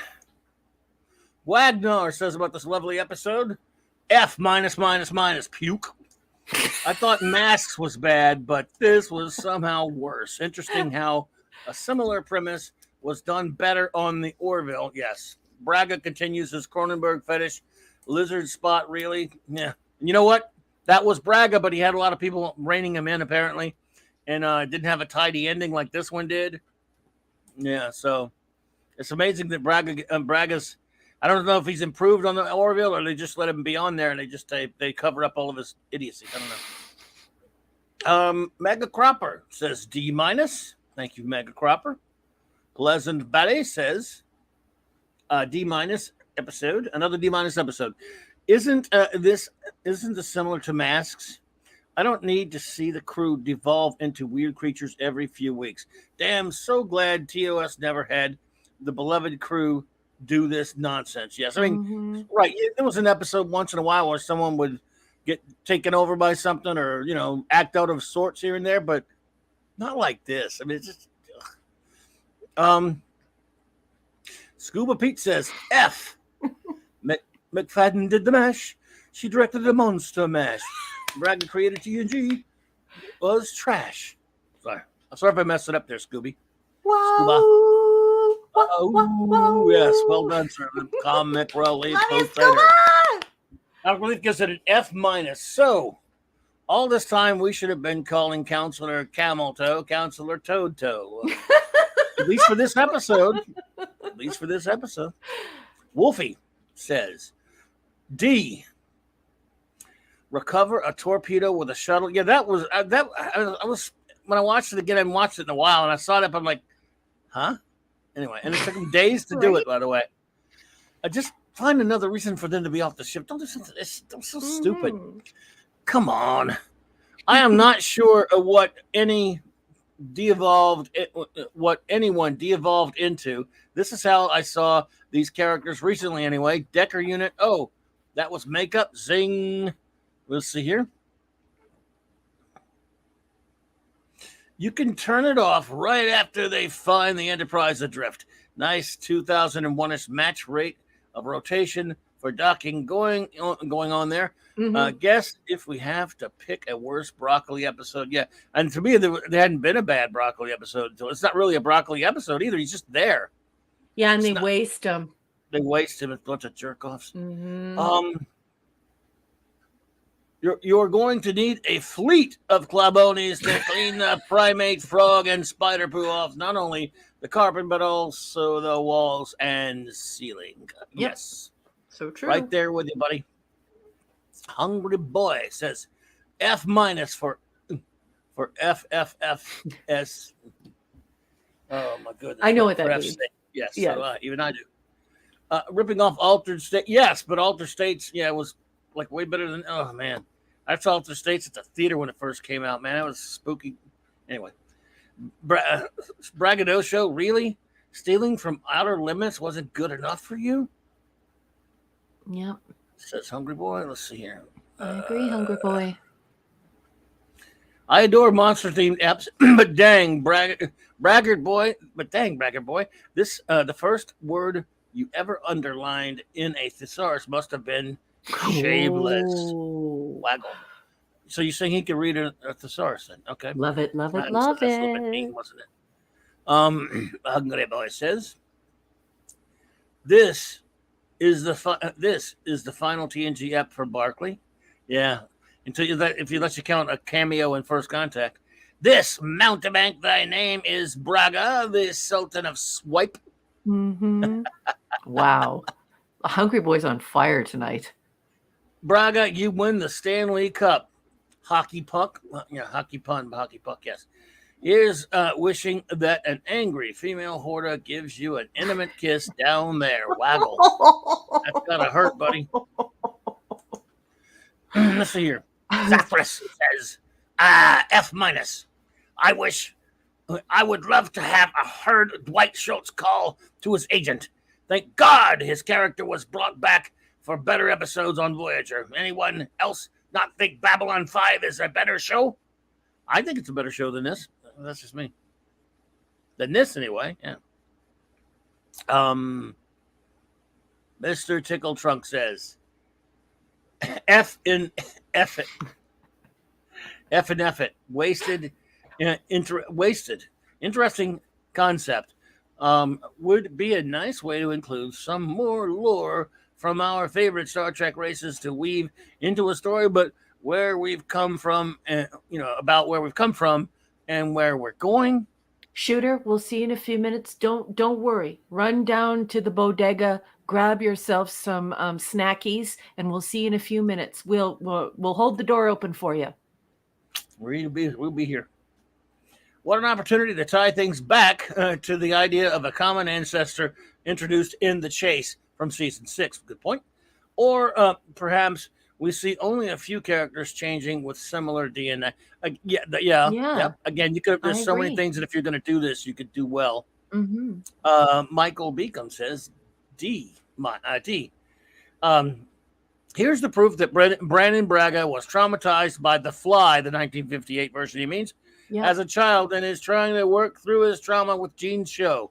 Directed by Gates McFadden. Yeah, it's just... Let me find your next one.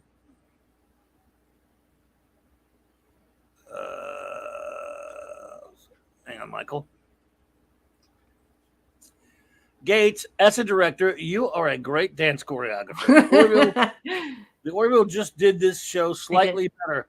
I love good science fiction-based horror, Aliens, The Event Horizon.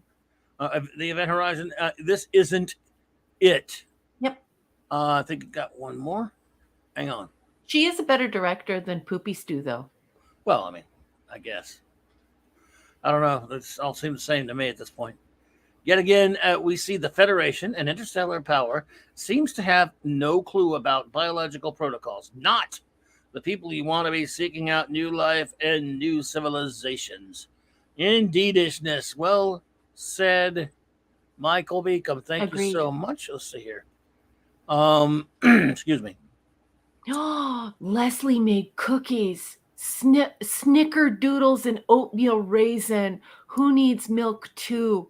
Oh yeah, but you know what would go really good with snickerdoodle cookies with and oatmeal raisin cookies? Paralyzers, vodka paralyzers, or tequila paralyzers. Ooh, or a White Russian. Wendy Webb says D-. The first time I watched this episode after a couple of drinks, I thought it was a poor attempt at sci-fi comedy. The second time I watched it sober, WTF, indeed. That is a fantastic review. Hysterical, Wendy. The great Lord Doss simply says D-. He has nothing else to say on the matter. I can't blame you, buddy. Our succinct chief of security. F, time to take Decker unit for a walk, says Captain James T. Skywalker. Mm-hmm. The great Eric K. the Bronze Rincher says, F, poop cleanup all over on this one. Gates did a horrible directing debut. An elementary school writer would have poked holes in. Spray gas and come back. At least send the crew through the transporter. Yeah. If you've used that before, I mean, we hate it, but if you've used that before. Yep, absolutely. This is why you have to respect your reader. Whenever I'm writing anything, all I'm thinking about is all of you. I don't think about myself or how I'm going to get through it or how awesome I am or how awesome I'm not. I just think about you. I think about what you want to happen next. I think about challenging you. I think about respecting you and making sure that I'm taking you to the places that challenge you or please you or upset you or whatever way. But I make sure that I respect you and that my stories make sense for you. And I think that they deserve it. It's okay to kick the tires on this corporate stuff because it's getting what it deserves, I think. I don't want to be too harsh, but let's be truthful here. This corporate schlock, you should kick the tires on it. Kal-El says, indeed you should. Kal-El says a D-. I'm pretty sure that if this episode was the genesis that was sought after by both Khan and Krug in Star Trek 2 and 3, respectively, neither of them would have wanted it. Yeah, that's for sure. Unfortunately, the writers saw fit to give the audience this episode instead. Does Dr. Crusher regularly administer medication without checking the medical profiles of the... Gotta find your next one. Hang on a second, Kal-El. Gotta find your next. There we go. Crew members first. If so, She should, at the very least, be relieved of duty for negligence, since she admitted at the end of the episode that the preceding events were her freaking fault. And think about this, Kal-El. She's supposed to be a geneticist. She's also in charge of the entire medical department, all of the doctors, all of the nurses, all of the orderlies, all of the medical people, and she is a bridge officer who goes up and takes command on the night shift and is flying the piloting, or not piloting, but basically piloting, because I mean she's in command of the entire bridge during the night shift. I'm just wondering when this woman sleeps. Maybe that's why she made an error. Of course, I jest, I joke, I kid. The only reason why this episode didn't get an F is because of Barclay's appearance in it, although that was woefully underutilized. I agree with you there. Let's see. Okay. The great Max Redstone says, D-. This episode was a waste and it could have been so much more, even though it was a Brown and Braga freak show. Yep. I wanted to see Picard start to transform into a lemur, not just act like one. Let's see. Maybe if Barclay hadn't devolved so far into being a spider that he still had some human cognition. Listen, maybe Barclay hadn't devolved into a spider that he's okay. There was a suspense and drama, but it did not feel as though there was much at stake. Yeah, because you knew the way that show's been going. You don't care if they ever transform back into people ever again. I know I didn't care. I didn't care either. This is the show. The ship could just be the New Zoo review from now on. This is the 24th century, and there isn't a forget my password option for the Decker Unit 8-man. So Barclay's protomorpho intron Glaven applies equally to all species of the entire crew. I guess it does, dude. I know. How did Worf not take out more people? He is the apex predator aboard now.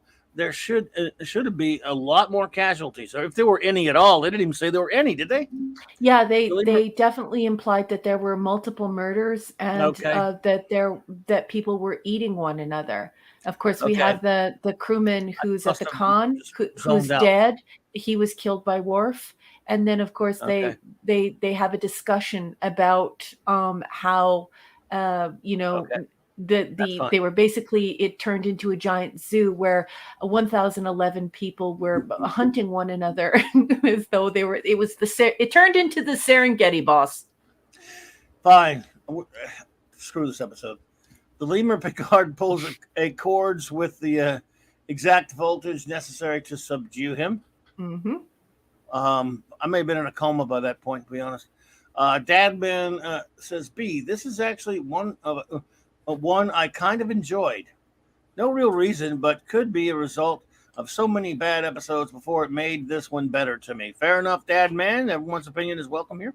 Neradanax Amanda Bear says, I gave it a C up from the D. I would have given it, but I like spiders and Barclay, so the episode sort of works for me. Also, the species they choose for Picard were perfect. What did you say about Barclay? What? Oh, nothing. I just whispered, I love Barclay. I love Barclay too. Dave G. Sound says, will not bother with evaluation. The same effort put into the writing of this resume destroying episode. Yes.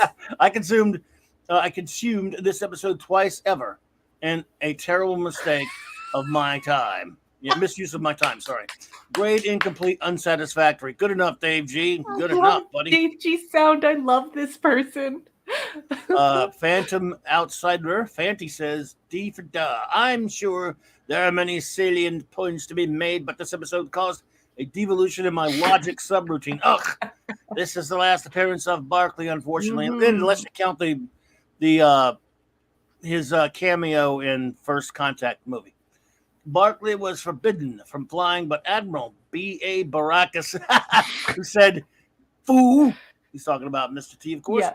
That carry fool can't be allowed to fly. which is why Barkley became a spider, got to follow orders, or I pity the fool who did they. Who did they? Sorry, got to continue to the next one. All right, have to fix everyone. I'm sure Decker unit would have been happier and more useful in the Federation Zoo. Mm-hmm. Even not to do with this episode, he would. Yep. Oh, did I miss one for Mr. Tickle Trunk? No, that was a late submission on his part. It's just because, it's just hard to post, and it's hard to post multiple Right. posts. So he actually sent up a little apology. I didn't start, but I saw it immediately, so I started He wrote this a third one waiting here. for his 3 out of 3, and then it appeared, and so here it is with his apologies. Just too many thumbs on the phone. Well, it just says at least this time seeing Troy in a tub didn't include greasy foot massages, Right? shudders, and at the thought of her and Mr. Worf massaging each other's oily. Oh my God! Why did you star that? Why did you traumatize me with starring that? Because Interested in stuff says if Barkley de-evolved to an arachnid, perhaps he isn't a human. Perhaps he was an alien all along. yeah, interested in stuff that isn't a review, but I had to start, boss, because I love seeing new people participate, and I Okay. wanted to give interested in stuff a way to wade into the conversation. So I hope you don't mind. I really do mind. Kidding. I'm glad you're here. It's interested in stuff, and we thank you for that. And I never mind anything my first officer does. Unless he de-evolves like Picard's first officer. Then we have to worry about it. Chris Butterja says D-. The unintentional homage to Mr. Hyde at Riker's as Australopithecine. What is wrong with you, Chris Persia? He's great. Never made it out of kindergarten. Form doesn't help this. We see Braga's fixation on arachnid people. By the way, Chris knows I'm messing with him. Yeah. This unbelievable undoing of the genetic transformation was the prototype for Braga's threshold story in V'ger. Oh, I can't wait for that one. Yep. Serious genetic alterations reverse in less than days. Sorry, but no. Love you, Chris. And now we will. That was excellent. Let us temporarily switch places. Number one. Okay, I will go over to the little kitty. Right. You take the star, and I will take the con back for a second. All right. And go for it. From our wonderful friends Enigmatic Drop Bear and then Anti-Derivative Jill. Okay, well, Enigmatic Drop Bear is definitely an erudite bear, and he's definitely dropping the mic tonight. Some amazing comments. This one, he's got a 3-parter. He's giving the episode a D-. He says the story concept had promise. Unfortunately, it was handed to the unruly cats in the writer's room who debased the idea, contorting it into a fiasco of satirized horror. Oh my God, I love you so much. Indeed. 2 of 3. Ultimately, the scenes with Reg Barkley were somewhat enjoyable, whereas almost everything else was terrible. Love these reviews. This human being, I love this human being. 3 of 3. Edie says, Data's deadpan delivery of Picard's prognosis, having 12 hours before he de-evolved into a lemur or pygmy marmoset, was quite evocative and pretty funny. So an extra mark for that. So Enigmatic Drop Bear would have given it a lower mark without the attack of P Hard, which is hysterical. I love you, Ed. That was an outstanding review. Well done, as always. Now I'm going to go ahead and open up the folder that includes Anti-Derivative Jill, one of my favorite nerds on the internet and our chief of communications. She's got a 6-parter here, and she's going to go ahead and give the episode a D+. And she says, this is the less fun version of the Orville episode I just saw, also co-written by Braga. We talked about this on the Clubhouse, and I brought this episode up when we were talking about it on the Clubhouse. And it was handled so much better on the Orville, wasn't it? And as I said earlier, I was really quick to bring that up to the guys. I said to the guys, did you notice that they respected your mind and your intellect by not allowing people to revert? once those people were effed, as it were, they were effed. And Penny just said, "You got to get out of here or we're going to kill you." Yeah. Anyways, let's keep going. I'm also rewatching Red Dwarf with my son, and we just happen to have a polymorph as our next episode. One of my top 3 or 4 episodes. That's a great one, Jill. Love it. Makes me want to go watch it right now. Great episode. 2 of 6. She says, Barkley accesses WebMD again. Yes, wasn't that just a wonderful prediction of science fiction, a pure science fiction moment where Star Trek helps predict that future technology and how we'll deal with it, and they get it right. Obviously not Brandon Braga. This is now like a trope in the character of Barkley. Like it's what he does. But I love that you said this, Jill, which leads to a real diagnosis. The treatment is the catalyst for the plot, but that's not as important as Barkley's adorable baby voice he uses to speak to Spot. Yes, and he knows about cats. He's very kind, right? And you can always tell how intelligent somebody is by how kind they are to lesser creatures. So, Jill says, that's familiar. Braga creates an unlikely away team with Picard and Data leaving the ship for 3 days, and we don't get a body count or memorial service for the fallen. Yep, I didn't like that either, honey.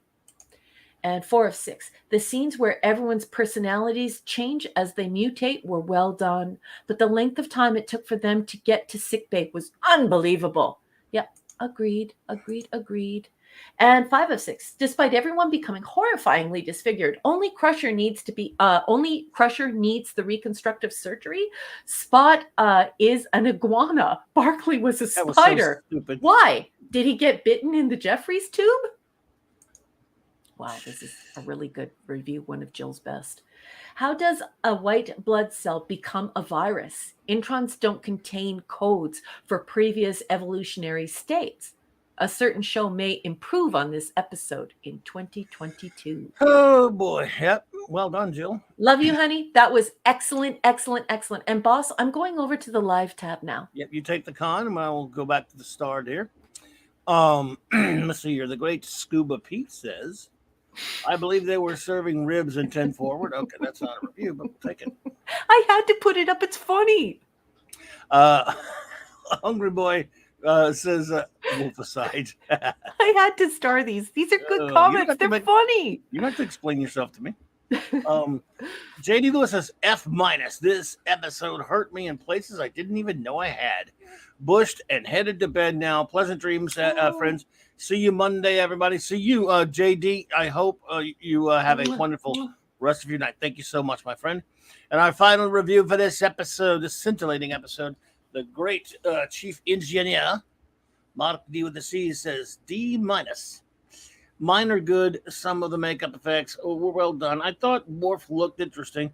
They also do a good job explaining the origin of a new airborne virus that can change your DNA.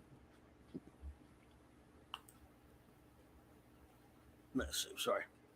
Even though that sounds ridiculous when you say it out loud. Everyone mutates to a different creature. Humans have spiders in their ancestry. Yeah, it's strange, isn't it? Did Poopy Stew not want to have to wear makeup? So he came up with the stupid idea of a captain retrieving a wayward torpedo. Right. It could be worse. At least there is no Wesley tonight, right? Very funny. Very funny. You're about to get a face full of Wesley. How you like them apples? But it's so true, right? It's like, so there's a captain and there's an entire crew of 1,000 people, and some of them are civilians. And there's a claymore field, like a field of landmines in front of us. And you're like, right. Send the captain. Oh, boy. Are we ready for the next episode? I'm tired of this one. Yeah, boss. Sorry. Are you sure? No. Yeah. You're good. Okay. All right. The next episode is called Journey's End. And I want to tell everyone right now that this next, I don't have anything funny to put on this picture or anything like this. I'm not going to. No vandals got a hold of this picture. It's fine. Set up. So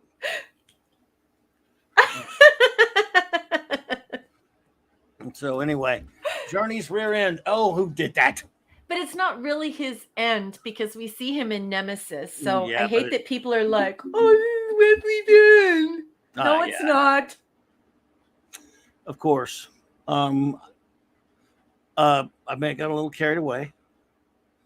Um, anyway, just let that sit there for a second. Just hold on for a minute. These are always Ready? dedicated to Jill, by the way. Jill, these are all for you. Okay. Sorry, I'm putting up Mr. Tickle Trunk as well because Mr. Tickle Trunk is having a laughing fit right now. Oh boy. Good night, Dad. Dad, man, just heading Oh, out. good night, Dad, Or he's man. gonna lurk. He said, but take it easy, buddy. Good night, honey. Look at this. Look at this. LT. I don't understand it. I don't even know what that means. Well, let's see. Anyway, I love what's in the bottom right-hand corner. Picard's just mean, isn't he? Oh. Let's see here. Okay, that was for you, Jill. By the way, dedicated to our wonderful friend Jill. I like what J25 says. His eyes aren't bedazzled enough. Bedazzled. Yeah. Bedazzled. Dave likes it too. Well, thank you, everyone.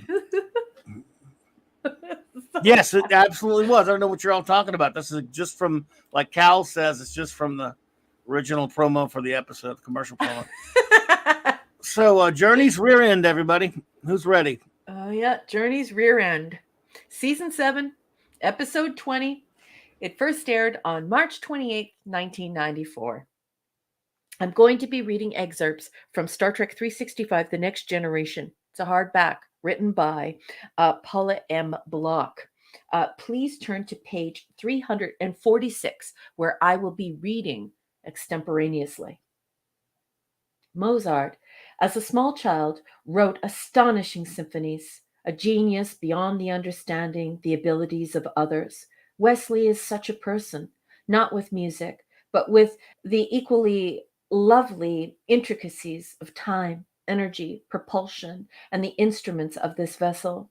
He should be encouraged. This is a quote from The Traveler, where no one has gone before. Picard's orders to remove a colony of Native Americans from a planet annexed to Cardassia, the result of a new Federation Cardassian peace treaty, are challenged by the uncooperative colonists and a surprisingly sullen Wesley Crusher, who is visiting the starship while on leave from Starfleet Academy. As Picard battles with an intractable Starfleet admiral, a stubborn Cardassian commander, and his own troubled conscience, Wesley has a vision of his dead father that leads him to make a radical decision. Sometimes art imitates life. Ask Ronald D. Moore. Back in the first season, the show established that Wesley possessed some unnamed special ability, a super secret thing that the Traveler was hinting at. Moore notes. I said, let's pay that off. Yeah, but it sounds so weird that this child and this relationship with this Traveler, I think it's weird. Anyways, kind of pedo. Anyway, I said, let's pay that off. Let's find out that he's not doing well at Starfleet Academy, that he's not happy there, and send him in a different direction.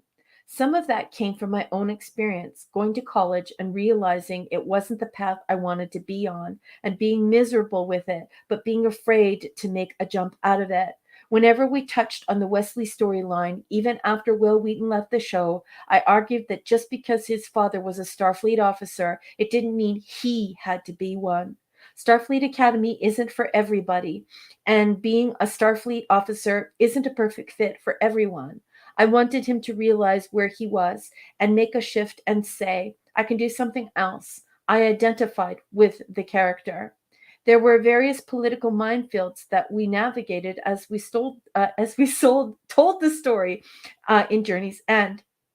But I was glad we did it because it took Wesley in a different direction and paid off the promise that had been set up by the Traveler. Of course, Moore adds with a chuckle. We left it pretty vague. he and the traveler went off and had some very special adventures.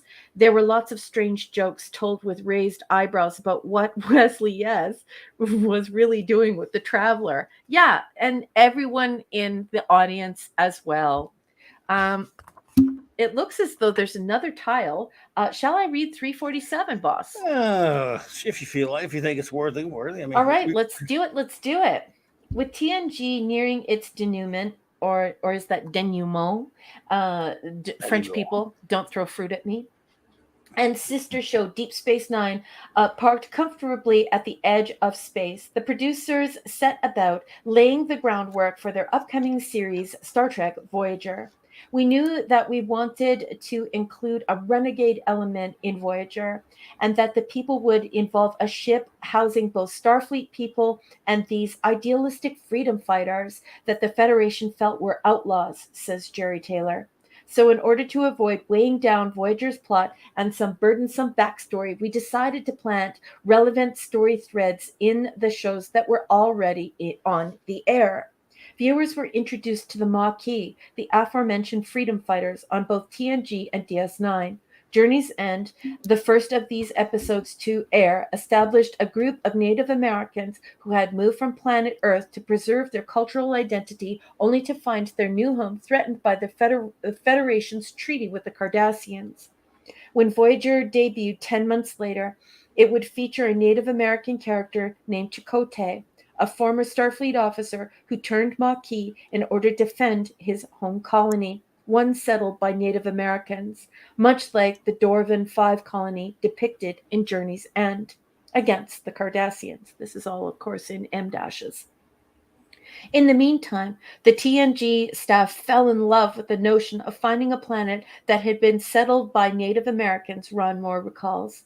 This group had left our world because the Earth of the 24th century was not a place they felt connected with. Their entire culture was predicated on a different understanding of man's relationship to nature. But that, says Moore, was somewhat controversial because it flew in the face of Gene Roddenberry's notion that by the 24th century, all of humanity was very happy and everything had worked out perfectly for everybody. No, that's not what he said. He was just gunning for a utopia, you nincompoop. Anyway, not 20. If it was 200 years ago that they left, it wasn't the 24th century when they left. That's right. That's right. That's right. Yes, I love that you just said that. Yes, Mathleet. I was always the guy on staff saying, well, it wouldn't work out perfectly for everybody. Some human beings were bound to say that doesn't work for us. The idea here was that Native Americans were particularly put off when they started to control the weather on Earth, that the technological embrace had reached the point of controlling the actual elements of nature themselves. That's when they said, this is not our belief system. This is not the way we want to live. We're out of here. Michael Piller became intrigued with the parallel that Native Americans had founded this colony, and then here comes Picard, whose job is to kick them out, Moore says. There were really these disturbing, problematic historical parallels. The producers chose to base their colonists on the Hopi culture of Arizona. I hope that's Hopi. It might be Hoppy, but I think. okay. Yeah. Jerry Taylor put me in touch with a consultant who talked to me at length about their culture and gave me books and literature. So the Sweat Lodge and the Underground Chamber had elements based on Hopi or Hopi traditions, but we were careful not to say Hopi or Hopi because they are particularly private. They are a particularly private and sensitive tribe. And that is all the block text has to say about Journey's rear end. What did you think of the coverage, and what did you think of the episode, Captain? Oh, and the Nerdporial life form just walked through the door. Nerdporial life form. Good to see you. Thank you for joining us. I think the episode is utter crap, and I'm not going to go into why all the problems I have with the politics of the episode, which are many, because they just get you nowhere, and that'll get us movie forever. I just hate forget politics for a second. This crap about this. I'm sorry, archaic, primitive trash about holding Picard responsible for something his very distant ancestor did. I'm sorry. I don't think even Gene Roddenberry would have gone for that, because it's isn't it that totally regressive? Don't we ever evolve to a point where we're not holding people responsible for things done by their ancestors 200, 300, 800 years ago or whatever? It's Mhm. and why that's actually, I think that's an insult to these Indian characters. I mean, yes, maybe they have some of their ways that they've maintained over the centuries, but that doesn't mean they didn't evolve intellectually to understand the difference between something done now and something done by someone who was not even there. Okay, which I Yeah, hate. and Aboriginal people are not noble savages. Like Yeah, they're not sitting out in the bush Luddites, and they're just the people that don't understand how technology works, and they just right. completely like that's a stereotype. I know plenty of Aboriginal people where I live. Hey, Cardi just walked through the Cardinal door. Sin, what's up? Thank you so much for that $20 super Wow, sticker. so generous, You were sweetheart. you Thank were too you. kind, man. Appreciate that. I hope you're doing well, and thank you so much. I'm just gonna put that up on the marquee, boss. Thank you so much for that, Cardinal. You're too kind, buddy. Thank you. Thank you for supporting Clobby's virtual comic book shop, Cardinal Sin. Gil, love you very much, sweetheart. Everyone, please follow Cardinal Sin. He has some really interesting and cool shows coming up, and I hope you will join him. Very Right. sweet and kind friend. Nice to see you, Gil, and thank you again. Link to his channel in my description below, as there are many other great channels, by the way. Yeah, and I don't want to get started on something that I've ran about sometimes. The whole concept of the noble savage is something I have a lot of problems with, but Yeah. I'll just leave that aside for a second and say that I think it's an insult to this character who sits there and tells Picard, you know what, your ancestor of 800 years ago, whatever the hell it was, did this bad thing. That's what that makes him a primitive all over again. And just because they have some beliefs that in their spiritualism and stuff like that, that's he's not an evolved 24th century being, human beings, and with talk like that. It makes me sick. I hate the whole episode. Yeah, and before Cardi walked in the door, I'm sorry I derailed my thought, but I just That's really right. love Cardi a lot. But I just wanted to complete that thought. Yeah, Nirat Anaximander Yeah. is Aboriginal, and he says, "And I will never forgive the white man for writing this episode." And Wow. this is why it's so problematic.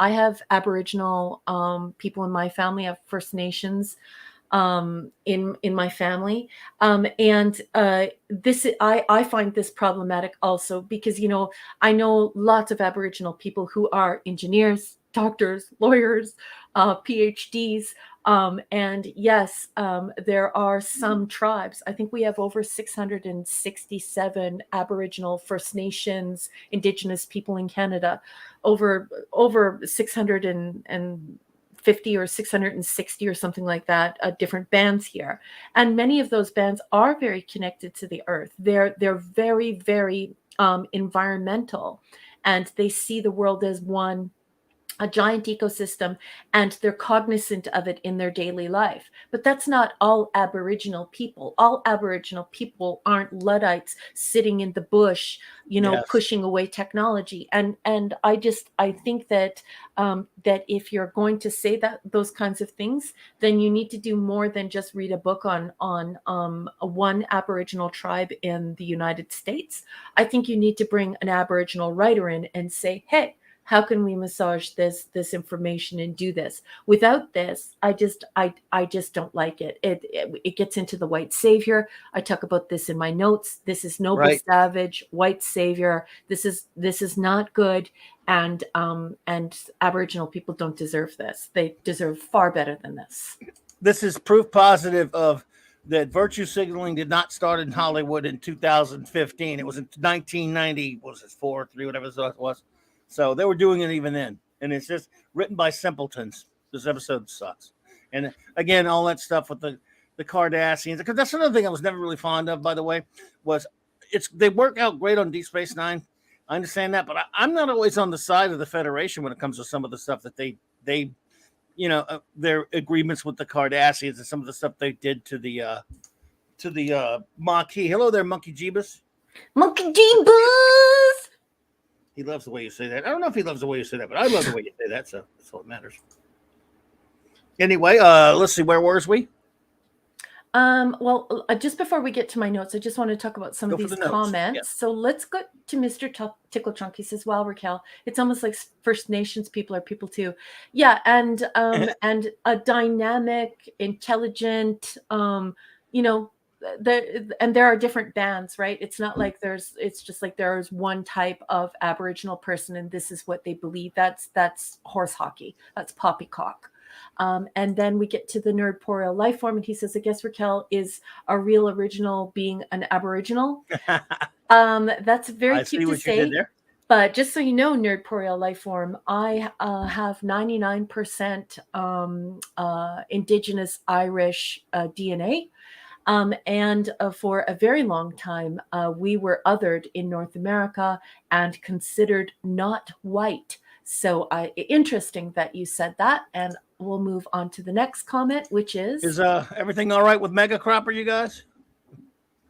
Anyway, go ahead. And then Snail Messiah says, I am Greenland Inuit and I sundance with the Blackfoot in Alberta. This is such a beautiful comment. Oh. I have a stepsister who often goes to Greenland. She lives in Cambridge Bay. She's a sweetheart. I'm a very private person, so I'm not going to say her name or whatever, but I love her very much. And I love her mommy. I love her whole family. She's just a sweetheart. And yes, there are different types of Aboriginal, First Nations, and Indigenous people. And I love that Snail Messiah knows about the Inuit, the Inuk in Greenland. So wonderful, wonderful, wonderful. Love, love, love these comments. There we go. Well, let's see. Well, okay, so go for your notes then. Yeah, Raquel. I'm remaining calm, Eric K. You got it under control, buddy. Anyway, go for your notes, I suppose. Okay. Picard calls Nechayev a Hey, fleet. D-Bud's here, by the way. D-Bud Martin. Hey, D-Bud Martin. Hey, man. But I gotta put this up on the screen now. No, I don't know who put that up there, D-Bud. I'm trying to figure out who did that. Yeah. Some vandal got a hold of my picture again. I love it. Poor so nice to see you, D-Bud Martin. I'm sending you a huge hug. I hope you're feeling better. Love, Yes. love, love you. Okay, let's get to my notes. Picard calls Nechayev a fleet admiral. Okay, so she just received this. This is like a brand new promotion. People involved in the military online have often complained. So this since this episode aired, they have often complained that she received this promotion right now. So in 2370, she was made Fleet Admiral, but her pips haven't changed from Vice Admiral. So a lot of people in the military don't like that. They're like, if you're going to do stuff like that, you need to make sure that you're being accurate. These same military-minded viewers noticed that Wes's pips are wrong. He was forced to repeat a year, and this is correct. Obviously, he was forced to repeat a year after he was involved in the death of his classmate. And so he's a third-year cadet with 3 pips. He is not a fourth year like Bev says. And the directing and writing is so poor here that in the next conversation after she says that he's a fourth year, we even have Picard saying that Wesley's only been away for 3 years. So just some really poor writing. They were so phoning it in. Yeah, and it's very important to make sure that you're working with an editor who can oversee the first duty. Love you, honey. And then I put, this episode's treatment of Aboriginal people is hotly debated. It is heavily criticized as patronizing, insincere, and offensive. We have white savior Wesley. We have white savior Picard. We have the wise Indian, the noble savage. This is terrible. And then I put in my notes, Bev says the traveler is from Tau Ceti. The traveler is actually from Tau Alpha C. So we have more continuity errors that Jerry Taylor should be picking up on. There should be people coming in saying, hey, did we fact check this? Did we make sure that we have all of the show facts in order, and obviously they don't. The whole Traveler and Wesley story is creepy and slightly pedo. And those are my notes. Oh, so what is your rating of Journey's Rear End, aka Wesley the Final Shut Up? D minus. I'm gonna go with an F minus. F this stupid piece of garbage. If this had been done without Wussy Crusher saying, I still would think it's a shit bag, but that just the extra turd in the punch bowl is having him there. So he's just, I mean, yeah, granted we're getting rid of him. I guess maybe we should all give it a point for that it's because his farewell, yes, I know he pops up later in the movie, but this is it. And he probably pops up. Does he pop up in all good things? I guess he does. But that's different. Yeah. But so at least it's them kicking him out of the universe. So I got to give them points for kicking the silly ass out of the universe. Wow, Nerdporial, I'd say Code of Honor is probably worse. I don't know, but it's tough.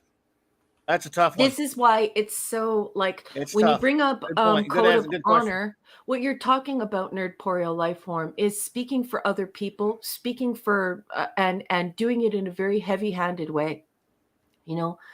So I really, I like that you're talking about this because if you're going to take out the large Marge and you're going to use hyperdidacticism and you're going to be hegemonic and you're going to be like admonishing your audience and being overt in your protestations and just being, over the top like that, you need to know of the place you're speaking from and to make sure that you're making those voices an active part of what you're saying. If not, I think it's good for these people to just shut up. So everyone, please come start now with your any ratings and any words you may have to say about Journey's Rear End. And while I put number 1 on Star Detail, I will bring us some Max Redstone entertainment. What do you think? I think that's great. Everyone is looking forward to hearing Max's amazing limericks. All righty, here we go then. All right, everyone. The master of the limerick, the great Max Redstone, whom we really appreciate for all of his hard work that he does for us. Here we go for this episode. Journey's End by the great Max Redstone. For Wesley, it's time. For Wesley, it's the end of the line. Good Lord, cut this grape off the vine. The obscenities we could shout, even the writers have checked out. They thought this was an episode of Deep Space Nine. Wow. Thank you so much to the great Max Redstone. Appreciate you, buddy. He's doing a fantastic job. Let's see here. All right, while you were doing that, I will start reading some reviews. Our good friend Gwagnar says. He says F. Oh, wait a minute. I'm sorry. I guess we really do owe you all this before we get started with the reviews. Crap.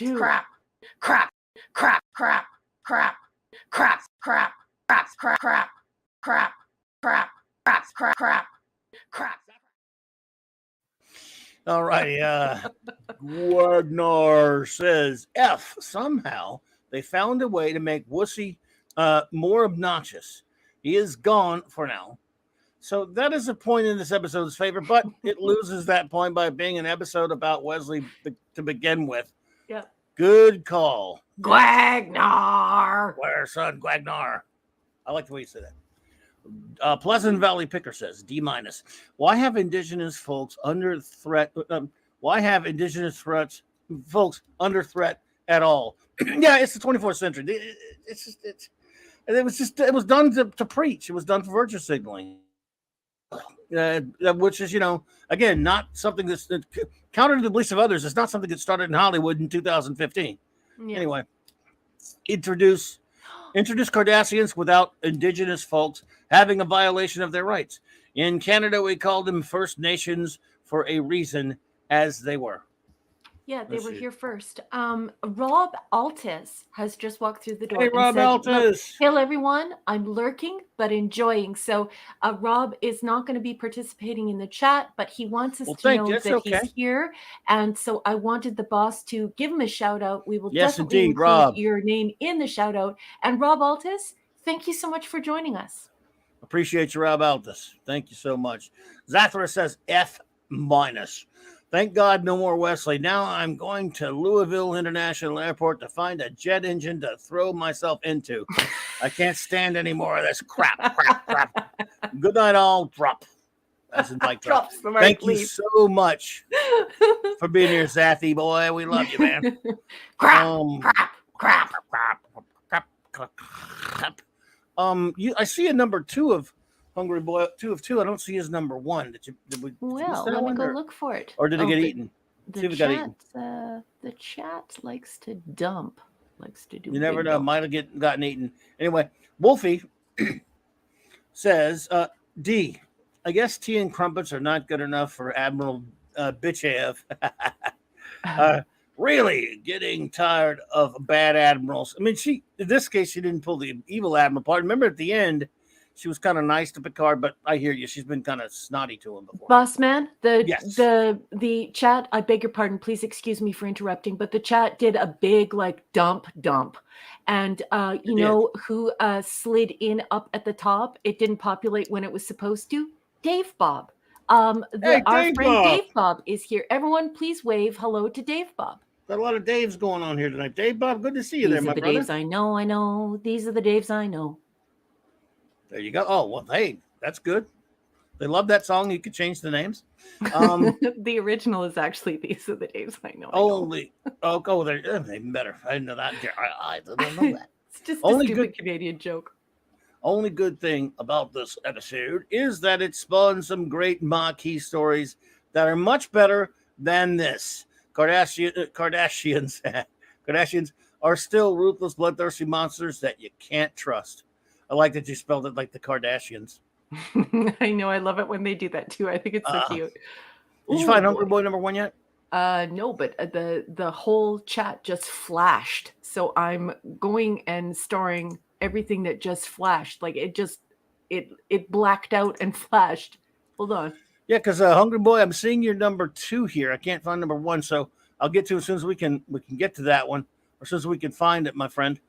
Max Redstone says F+. The Pueblo Revolt was against the Spanish. This was an unnecessary edit to Picard's legacy and shaming Picard was a poor plot device. How could the colonists not anticipate? And I got to find your next one, buddy. Hang on. Wait a minute. That was number 1 of yours. And now the next one is number 3. I can't find your number 2. LT had a power bump on his side of StreamYards as well. Thank you, LT. That's good to know because it literally flashed on and flashed off like somebody had like flicked the lights. Gotcha. Well, yeah, I mean, it's crazy stuff going on, I guess. That ouster by force wouldn't be an option. This is another story that will end up in horror when the events of Deep Space Nine come to pass. Wesley goes being bigger shit than ever before. I love Hang on Max. a second. Let me get to your next. Maximum Redstone. Indeed, Maximum Redstone. Wes straight up commits a crime by inciting a riot and putting Enterprise crew members in danger. But hey, TNG is on their way out, so who cares, right? Maybe Wes got locked in the sweat lodge. Hang on, let me find your next one.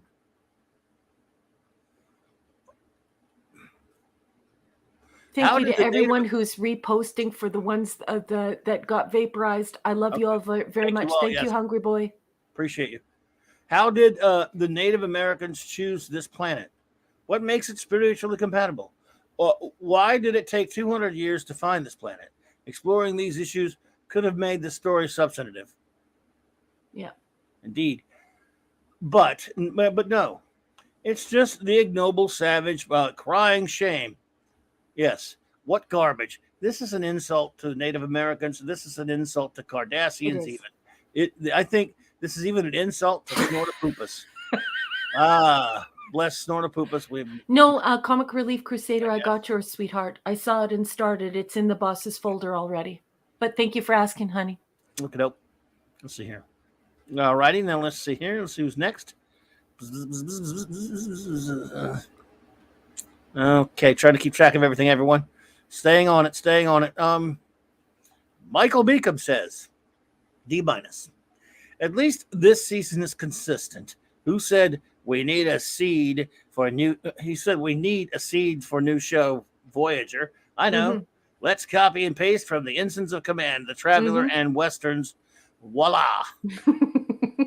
I love Michael. Native Americans who are so disenfranchised that they leave Earth. Do these writers even know any Native Americans? They wouldn't abandon Earth this way. Why would they? Why would they leave Earth when now everything's kind of at that point all settled and look how good Earth is now. What was the rationale for them leaving Earth? Oh no, wait a minute, they don't tell us. If anyone did leave Earth, not that I remember anyway, maybe they didn't, I miss it. It would be because like everyone else, they were explorers. You don't span a continent without being risk takers. Here is the seeds of the filth. Shun it. Indeed, it's just the attitude. It really is. It's this attitude that you can speak for others and that you can create outrage from something you've never even felt. And it's really gross. And I wish people would stop doing it. And the fact that corporations are doing it now is horrible.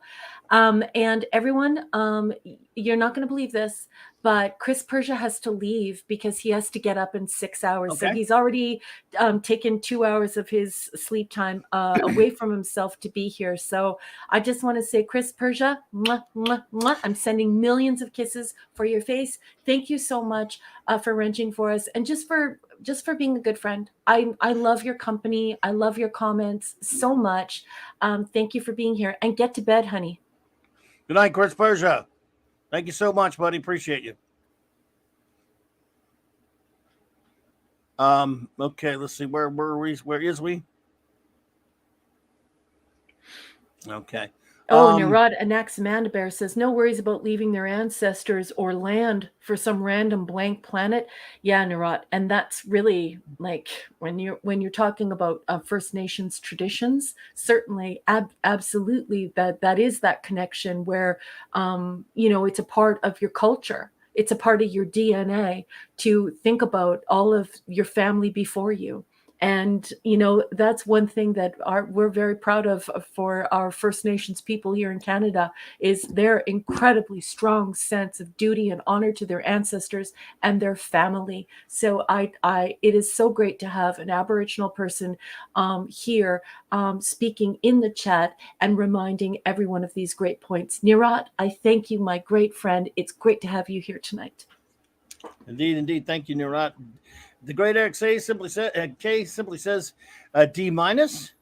Thank you, buddy. And the Bronze Wrencher there has spoken. And the great LT, our chief security, says a D- as well and nothing more. Let's see. The Nerdporial Lifeform says. As you're scanning through your starred folder, boss, do you see Wendy Webb in there? I'll have to. I do. I'm almost to it. Okay, good. Wendy, don't worry, sweetheart. He's got you. We got you. We're almost there. Thank you. The Nerdport Lifeform says the Native American Traveler actor was on Shining Time Station in the 90s that played Thomas the Tank Engine shorts. Other than that, Wesley's was insufferable. So a 6 out of 10 from me. Season 7 stunk. I hear you, Nerdporial. I agree. The lovely Wendy Webb says F+. Jimmy, being a doctor, I decided we should use this episode for trial research. It's a trial watching it. The following is our conclusions. Sober F1 shot of bourbon D-. Second shot D. Third shot inconclusive. We fell asleep. Well, it's a challenge. It's also not only a trial, it's a challenge, apparently. Thank you. I love it. Thank you so much, Wendy. The great Scuba Pete, thank you for the $4.99 super chat. You're too kind, buddy. Thank you. This just in: Wesley still sucks. His Native American name wines with swines. Oh, It's so man. funny, Scuba. The Great Hungry Boy says, rating I, for I can't take this Garbaggio anymore. I can't take this Garbaggio anymore. Or should it be a Gorn? I can't take this Garbaggio anymore.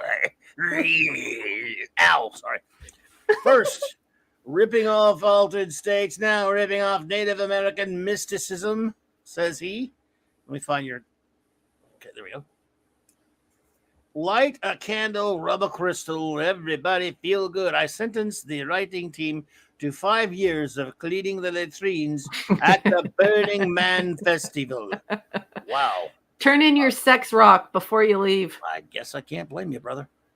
A serious indictment from the Great Hungry Boy. Thank you so much, buddy. Dave G. Sound says, many episodes with the theme of nomadic or displaced cultures. Yes. The message being reconveyed regarding a Native American tribe being screwed over in space wasn't very recompelling. Mm-hmm. Plus, Wesley, C. Great comments. Indeedishness. Thank Thanks, you so Dave. much. The Comic Relief Crusader says, Infinity Minus. Reason? Wesley, isn't that enough? Yeah, it is. For me, it is. No. How about making it sound like natives are constantly crapped on and the cycle of mistakes forever must be paid for? I hate that kind of crap. And, it's the 24th century. You just, anyway. D-Bud says, I'd hate to be paying the gas bill for the Claboni tonight. And everyone, Shooter is back from the bodega. I hope you have back, chocolate Shooter. and popcorn and chips and any goodies that you love, Shooter. Great to have you back. Narada Naxamandaber says, I give it D. I mostly forgot about this episode, but now I remember why. A boring end to Wesley. To think I thought he was cool when I was in grade school, though okay. Perhaps not so much by the 5th grade. That's fair enough. No, you were That's young. That's okay. Man. I knew lots of people. I went to school with lots of people who thought that it was cool that such a young man was on a starship. And right. No one faults you for that. Yeah, you're fine, man. Mr. Tickle Trump says D-. This episode clearly mirrors modern day tokenism in the place of acceptance and natural inclusion. Indeed, we're all just people. Yes, we are. I would have loved a real sci-fi analogy in its place. Boy, howdy. Tactless, tasteless. Yeah. But Teta Wesley. But Tata Wesley. Oh boy, Tata Wesley. I wanted Chris Hansen to ask the traveler why he wanted to leave with Wesley. Why are you here? Why don't you take a seat? Wow. Could we just leave that up all night? That comment is so good. That is exactly how I feel. Chris Hansen needs to find the traveler. Duke Truck says, apologies again. I typed analogy when I meant metaphors too late. Okay. We understand. Love you, honey. Don't worry about it. LT said, yeah, random Mrs. LT went, what was that? I don't know. Yeah, the whole thing flashed. Oh, that episode? Was flicking the lights. Oh, okay. Oh, I thought you meant the episode. No. I love that Mrs. LT noticed it as well. It was kind of crazy. I've never seen it do that before. Indeedishness, the great Kal-El says, F-. The virtue signaling is strong with this one, with Picard being held responsible for the actions of an ancestor that he was completely unaware of. That kind of stuff drives me crazy. Oh, don't get me wrong. Yeah, it's asinine. And, whoever put Ronald D. Morse, you're just an idiot. And I never liked him anyway. I know people loved him for that one thing he did on the New Galactica stuff, but screw him. Everything he does on Star Trek's an embarrassment, it seems to me. Why the Traveler agreed to take Wesley away and mentor him on those higher planes of existence is a mystery. Maybe he owed Picard a favor of some kind. Although the audience owes this episode a debt of gratitude for finally getting rid of Wesley for now. This episode was poorly written by a bunch of hacks who set the stage for the creation of the filth. Mm-hmm. I don't mind hanging the filth on them. Let's see here. Yeah, right, Rob Altus. I totally agree. Phantom Outsider says, what do you say? What did Rob say? He just said grooming him, and I was like, yeah. Oh, yeah. Phantom Outsider says F this episode. I'm just kidding. He says F. This episode scares the bejeebus out of me. Yep. Multi-dimensional time and time stopping and hopping. Wesley, what could possibly be more horrifying than that? Yeah. Also, leaving Wesley with the indigenous people. They didn't leave him with him though. If you mean they put him down there for a while, but now he ran off with his new boy, what's his face, the Traveler. Have they suffered enough? Now, not only have they been severed from their connection to Earth, but now a plague of Wesley. Yes. Why couldn't they have settled on the planet in paradise syndrome? Yep. Well, it makes sense to me, buddy, but they didn't ask me. Well, number one, now I will turn the reins over to you. Okay, boss. And this go back to the star, and I'll take the con for a minute. You got it. And you have our wonderful friends, Ed and Jill. Oh, well, thank you so much. Okay, let's get to it. Enigmatic Drop Bear. He's got a 4-parter. He's giving this sucker an F. He said this episode was so terrible that it's difficult to construct a set of superlatives to lambaste it. But I'll give it a red hot go. Oh, he's so cheeky. I love it. Oh, here we go. 2 of 4. One of Star Trek's core strengths is its use of allegory to explore contemporary themes. Inspirational stories that incorporate futurism with alien cultures that serve to catalyze reflection. Here's the writers co-opted present-day indigenous earthly concerns into a 24th century setting, entwining the actions of earlier generations in an attempt to create a moral conundrum. It's an example of didacticism and is straight out of the worst New Trek playbook. Yes! It is a violation of Roddenberry's vision of an optimistic future and has no place in Star Trek in this Star Trek anthology. Yes, honey, honey, honey. Yeah! Baby, you are on fire tonight. Well I said, love you. Okay, let's go to one of my favorite nerds in the whole wide wee world. It's Anti-Derivative Jill. She's got a 2-parter, and she's giving this an F. She says, a questionable treaty leads to a weak and dangerous compromise for the colony. Guilt from sins of past generations to the present gives heavy New Trek vibes. Oh, that's very true. Good, again. So true. Absolutely. Since the Maquis aren't mentioned, it seems like all of this is only a pattern to send Wes on his grand adventure of super science fantasy time-stopping powers led by the Traveler. Awful. Also, where is Chris Hansen? And then 11, 15. Oh, here we go. This was Anti-Derivative Jill. We got that one. So. We got that one. And thank you so much. You for your service, our wonderful communications officer. Boss, I am leaving the start tab. The switch place. Back to the live, man. Gotcha. Phantom Outsider also reads, ever allow him back, the Earth would be a Wesley Free Zone in perpetuity. Yes, a zone, that is. Yes, thank you so much, Fanty. And finally, a review of this scintillating, great, wonderful episode that we'll never watch again. The great Mark D with us, he says D-. Saved from an F since this is the last Wesley episode. This whole episode is a mess. P. Hard was guilty due to the sins of his ancestors. Oh, God. Not a very Star Trek ideal. Thank you. It's a very SJW idea. Wesley is written so poorly. He never comes across as having 1% of Mozart's talent and intelligence. No, thank you. Again, this is excellent. Yeah. Yeah, and he's not a Freemason. Crusher, he's quoting his mommy, I guess. Now, you be sure and dress warmly on those other planes of existence. I, for one, won't mind if he gets a cold or worse. Yeah, buddy. Nerdporeal life form, didacticism is a word I often use on this show. Just means over moralizing. When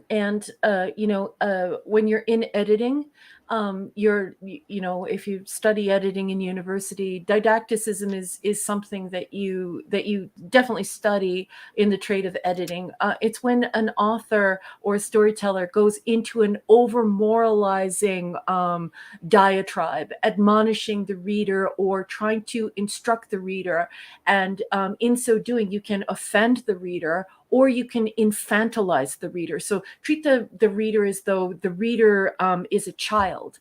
And so we see didacticism in writing, and In we do our modern best to get rid of it because, of course, we don't want to put the reader or the viewer into a position where they feel like what you're doing is nonsense, like beating them over the head instead of having an adult conversation with them. So when you think of didacticism, just think of it as a treatment of over moralizing overly. So it's in abundance, over moralizing in your communications. A way to look, a more colloquial explanation is to look at anything done by, let's see, Bad Reboot, Sucker Night House, the BBC with their new horrible Doctor Who, with Shibby, Disney Star Wars, Marvel, the current MCU, again, all the fake Trek, pretty much that. Yeah. And I think it's really James important Caserta, that, hello there. hey, James Caserta. And I think, for the last 2 years, I've been trying to get our community, the community of geeks and nerds. I don't get much pushback from the nerds, but the geeks are sort of like, oh, why do you use those big words?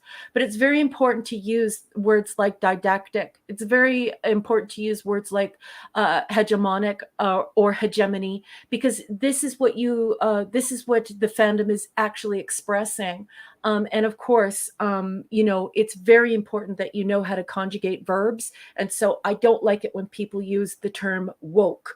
I think that's ridiculous. And I think that if you only speak one language, you ought to be able to at least conjugate verbs correctly. So instead of reaching for, oh, this is woke, I think it's more precise. You're using better diction, better word choice, better vocabulary when you reach for words like didactic, didacticism, or hegemonic or hegemony. This is this power struggle over what you should be admonished for and how you should be shamed and treated like a child, and be accused of feeling or thinking a certain way when really you don't. And previously, when we would talk about didacticism, we would actually talk about didacticism in the context of sort of the church trying to insert sort of biblical passages and biblical explanations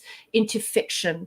And so people could not escape these messages from religion, and they just wanted to have their story, their fiction story. They didn't want to have another sermon or a parable from church.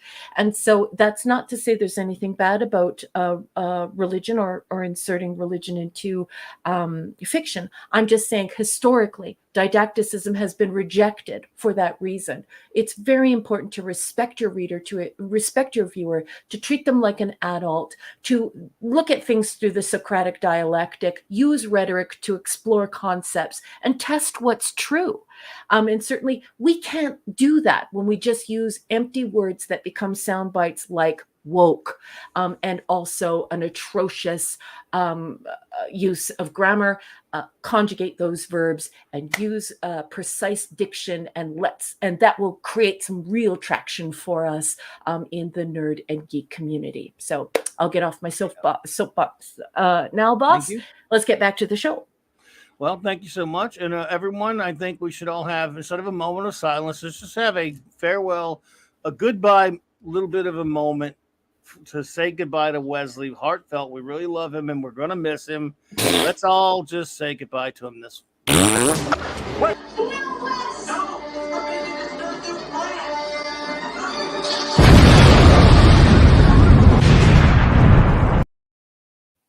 Goodbye, you little beach.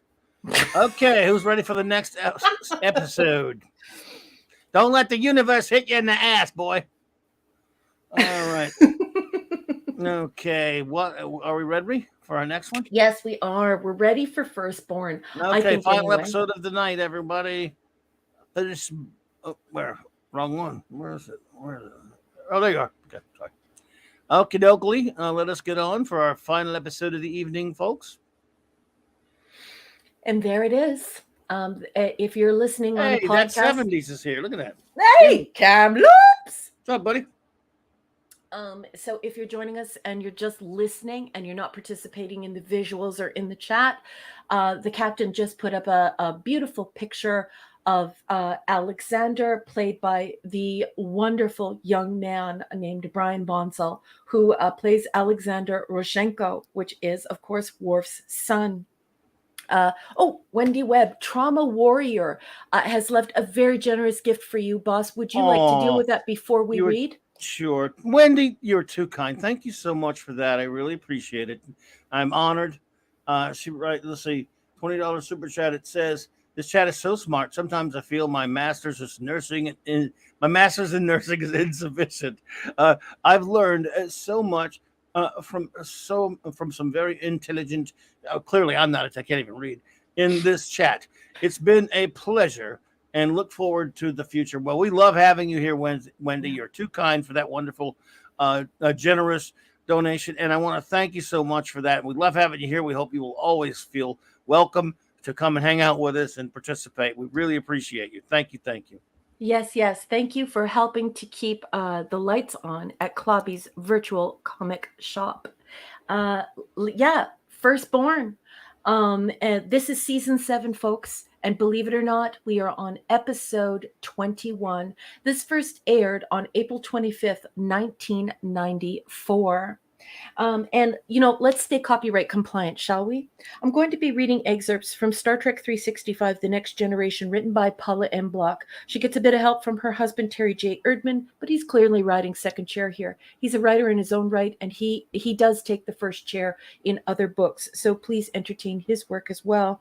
This book received the blessing of Ronald D. Moore, and certainly everyone involved in the making of TNG, which makes it a wonderful source, a wonderful launching off point for a show such as this. So please turn your hymnal to page 348. I will be reading from there extemporaneously. That means it's a cold read. I have not read it before. So if there are little bumps along the way, just put on your seatbelt and don't complain. There's nothing worse than a backseat driver. Hoping to increase his son's interest in warrior training, Worf takes Alexander to a Klingon festival where the boy can engage in ritualistic battle play. All goes well until a trio of assailants attempts to kill Alexander. The attack is thwarted by a sudden appearance of a stranger named Kimtar, who claims to be a close friend of Worf's family. A knife left at the scene of the attack suggests that the Duras sisters are involved, but Worf's trust in his new ally is shaken when the origins of the knife are called into question, and Worf catches Kimtar poised to kill Alexander in his sleep. Time travel is dicey.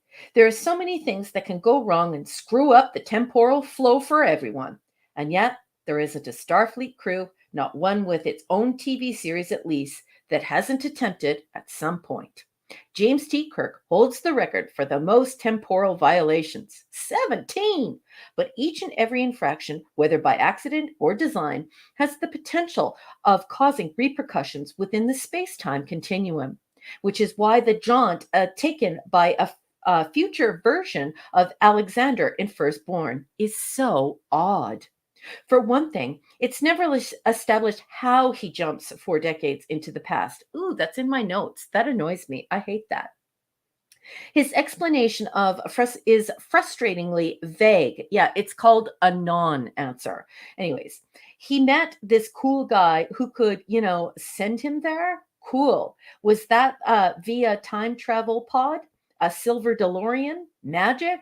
All we know is that apparently the trip came with a return ticket. Yeah, I guess it leaves you incredulous. It's ridiculous. Anyways, ignoring the how, there's the why. Any student of science fiction history knows that you can't expect to radically change things without chronometric blowback. Uh, whether you're trying to save Worf, Edith Keeler, or Abraham Lincoln, Alexander thinks that getting his younger self to become more of a warrior will eventually save his father's life. But grown up Alexander has forgotten what a stubborn little boy he used to be. When he fails to convince the boy to get more serious about killing, he moves on to Plan B, killing young Alexander, thus removing them both from the space-time continuum. Fortunately, Worf manages to prevent this from happening, and after a brief father-son chat, he sends mature Alexander back to the future with the suggestion that he'll be more understanding of young Alexander from now on, which apparently translates to sending the boy back to live with his grandparents on Earth. Yeah, it's easy to be understanding from a distance. The next time we see Alexander on Deep Space Nine, he's resentful. So resentful that, ironically, he enlists in the Klingon Defense Force. And he ages really fast, too. Sorry. Yeah. Yes, and ages really, I talk about that in my notes. So that he can become more of a warrior. Sometimes things work out the way you want, even without the benefit of time travel. And that is all the block text has to say about First Blunder.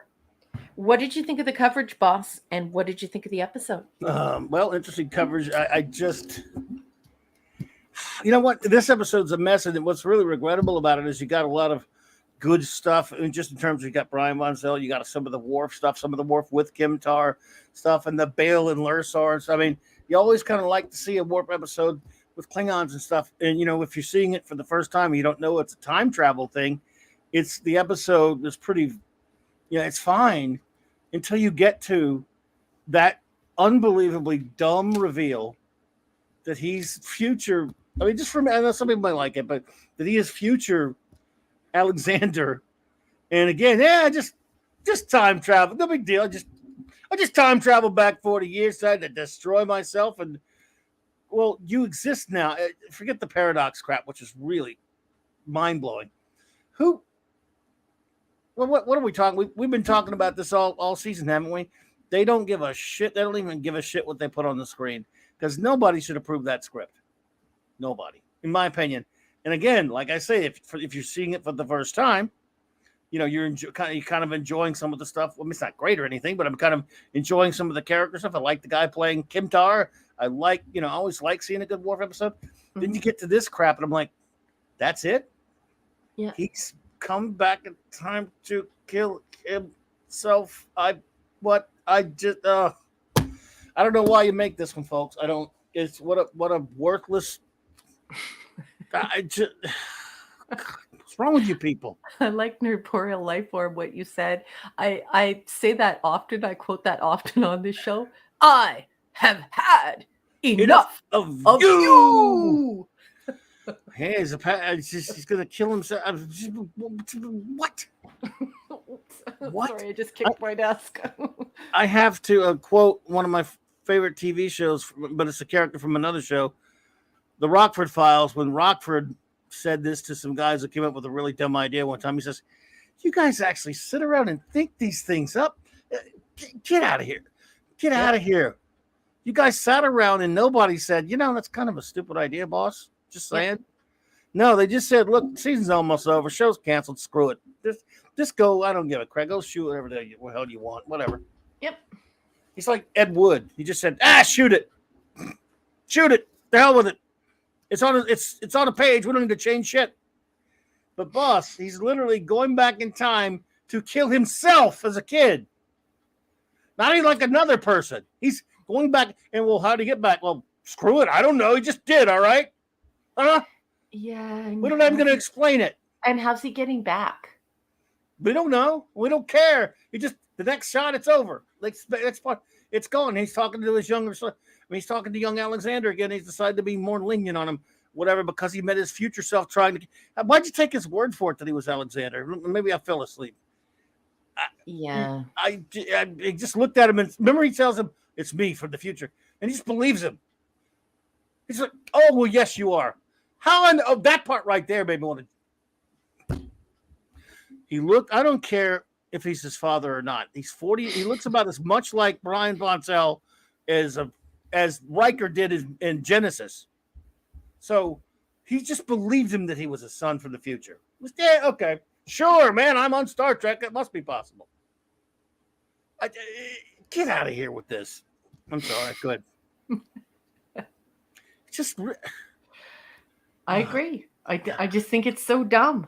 And the thing is that, like, remember that a bunch of executives sat around a table one time And then proved it.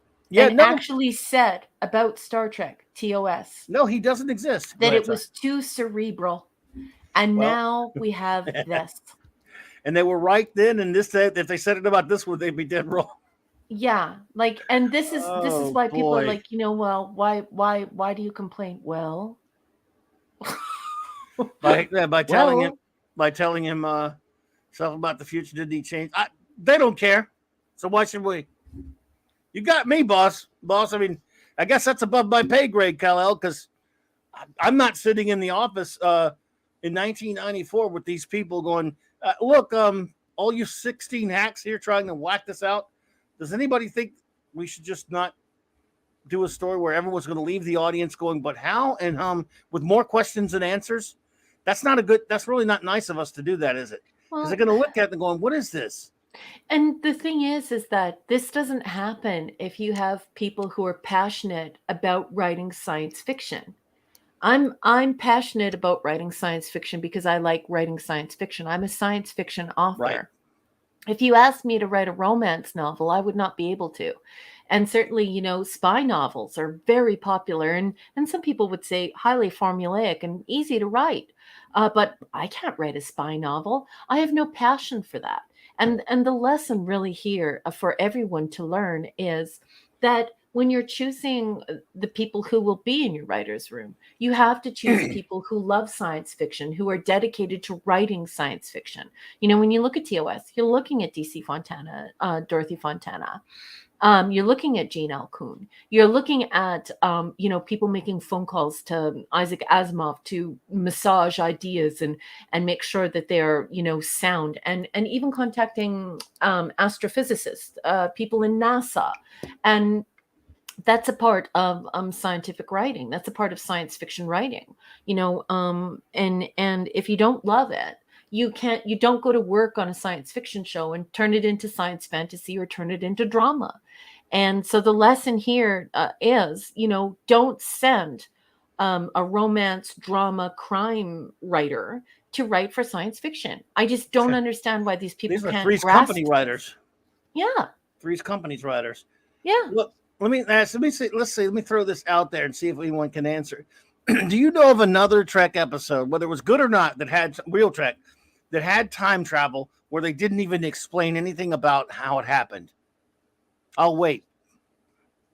In other words, every time, whether it was the Guardian Forever, where it was a slingshot around the sun, whether it was in Trials and Tribulations, it was the prophets had the orb of time, whatever it was, that alien race that did it in Time Zero.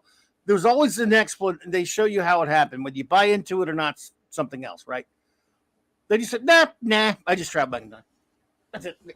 I mean, was it a TARDIS? I mean, I just went back in time because I just felt like it. What? But I mean, every other time they've done it, they show you the mechanism or the vehicle of how they do it, right?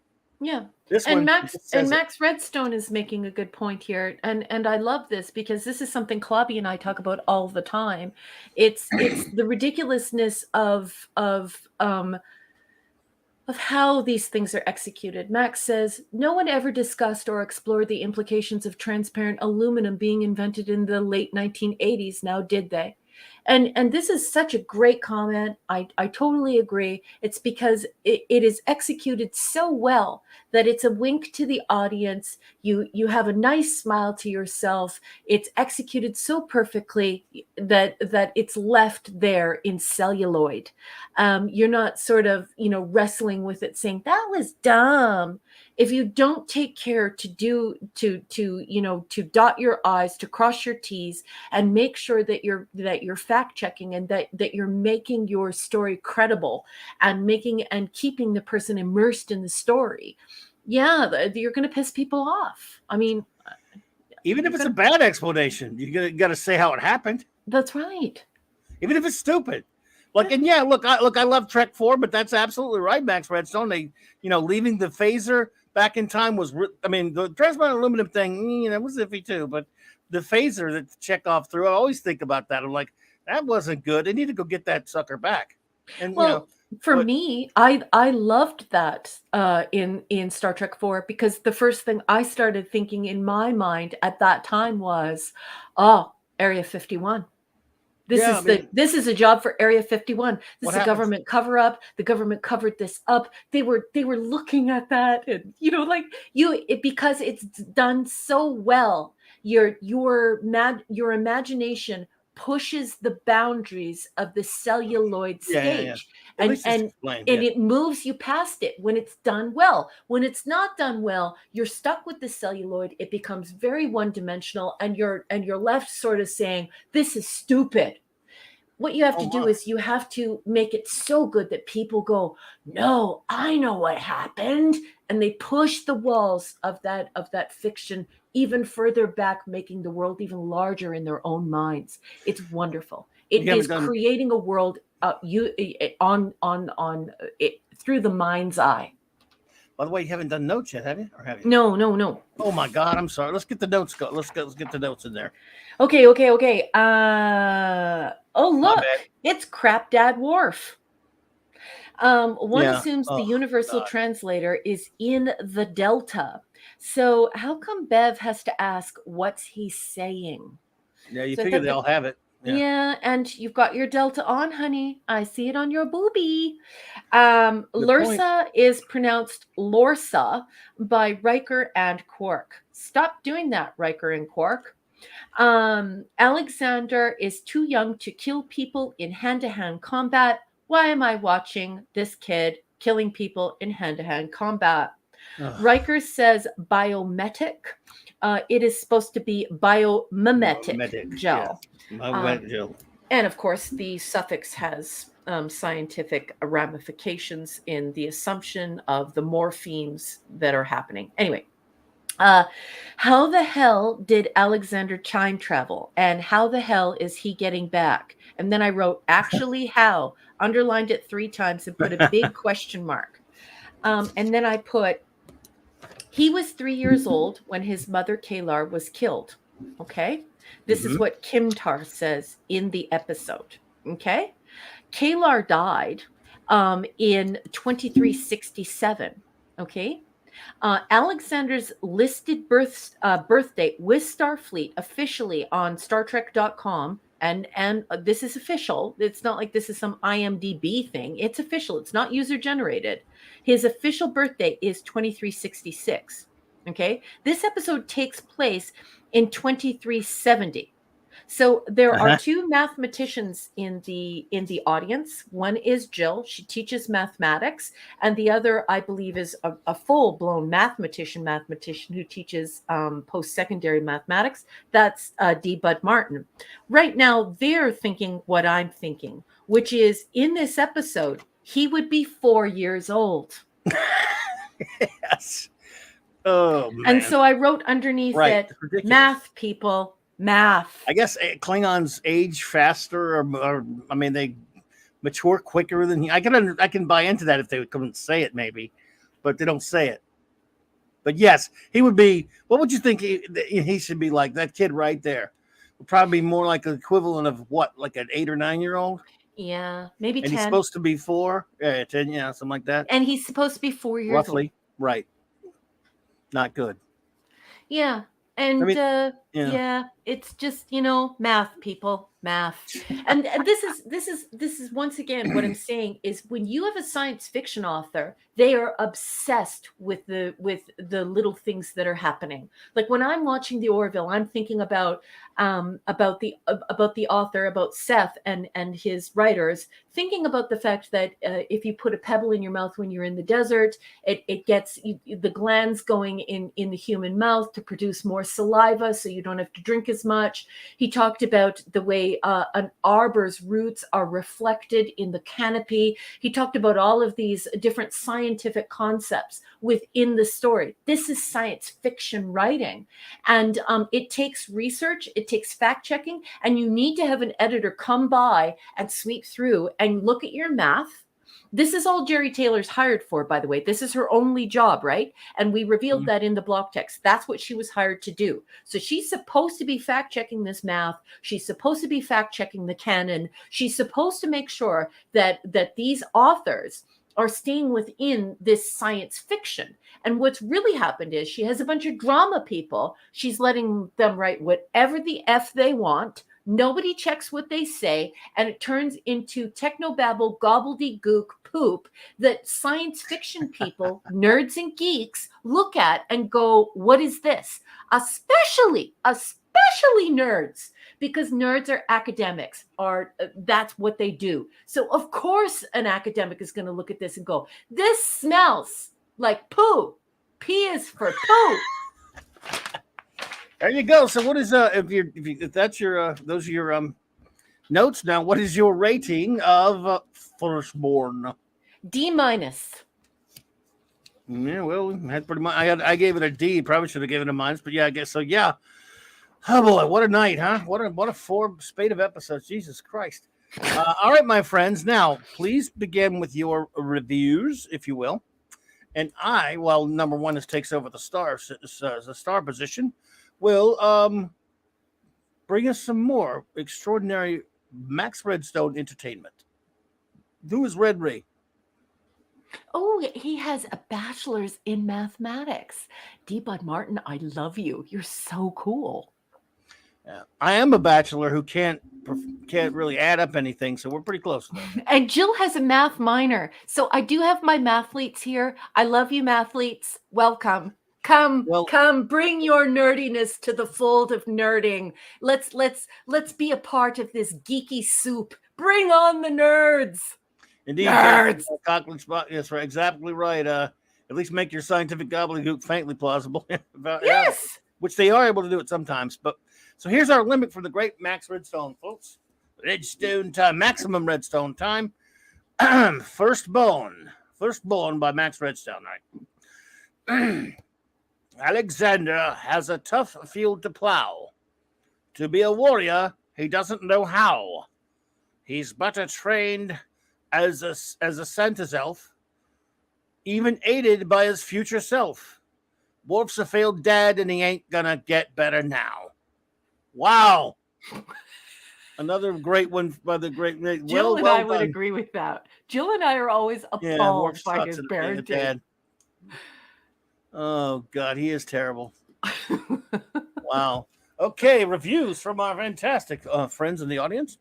Near Adanax Amandabear says F because I hate this negative, crappy future trope that writers seem to love so much. South Park did a great episode about the subject. Thank you, Narat. I hear you, and I share that. I hate that kind of stuff. Star Trek doesn't need that kind of crap. Gwagnar.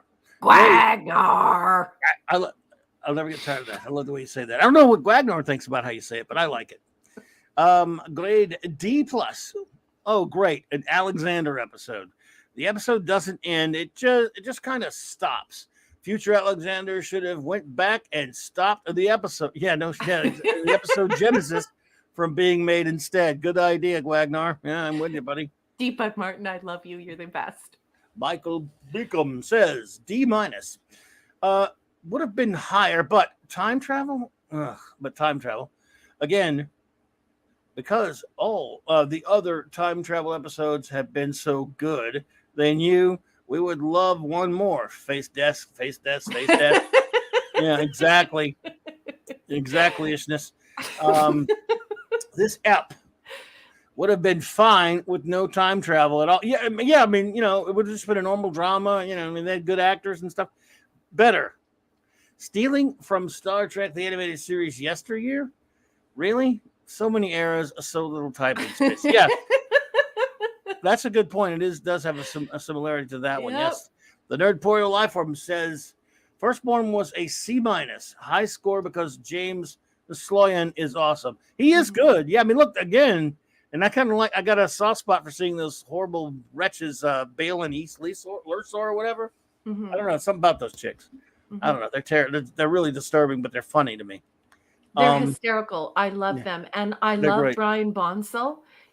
Everyone who has spoken about his contribution to TNG. Yeah, he's good. Not only is he a wonderful actor, but that little boy was just outstanding on set. He was fully engaged. He really enjoyed the entire idea of being Klingon. He thought the whole thing was cool. He was right into it. He was so believable. He is such a sweet little boy. Cutie patootie. I love this kid, and he is such a great actor. I remember him from Family Ties. Yeah. Pleasant Valley says C-. Klingon's good. Time travel poorly done. Bad. Better than the previous 3, so gets a better rating, but that's saying little. Clubboni, please. Don't worry, it's on the way. Crap. Let season 7 end soon. Well, Pleasant Valley, just for you, buddy. For all of us who had to suffer through that episode. Crap.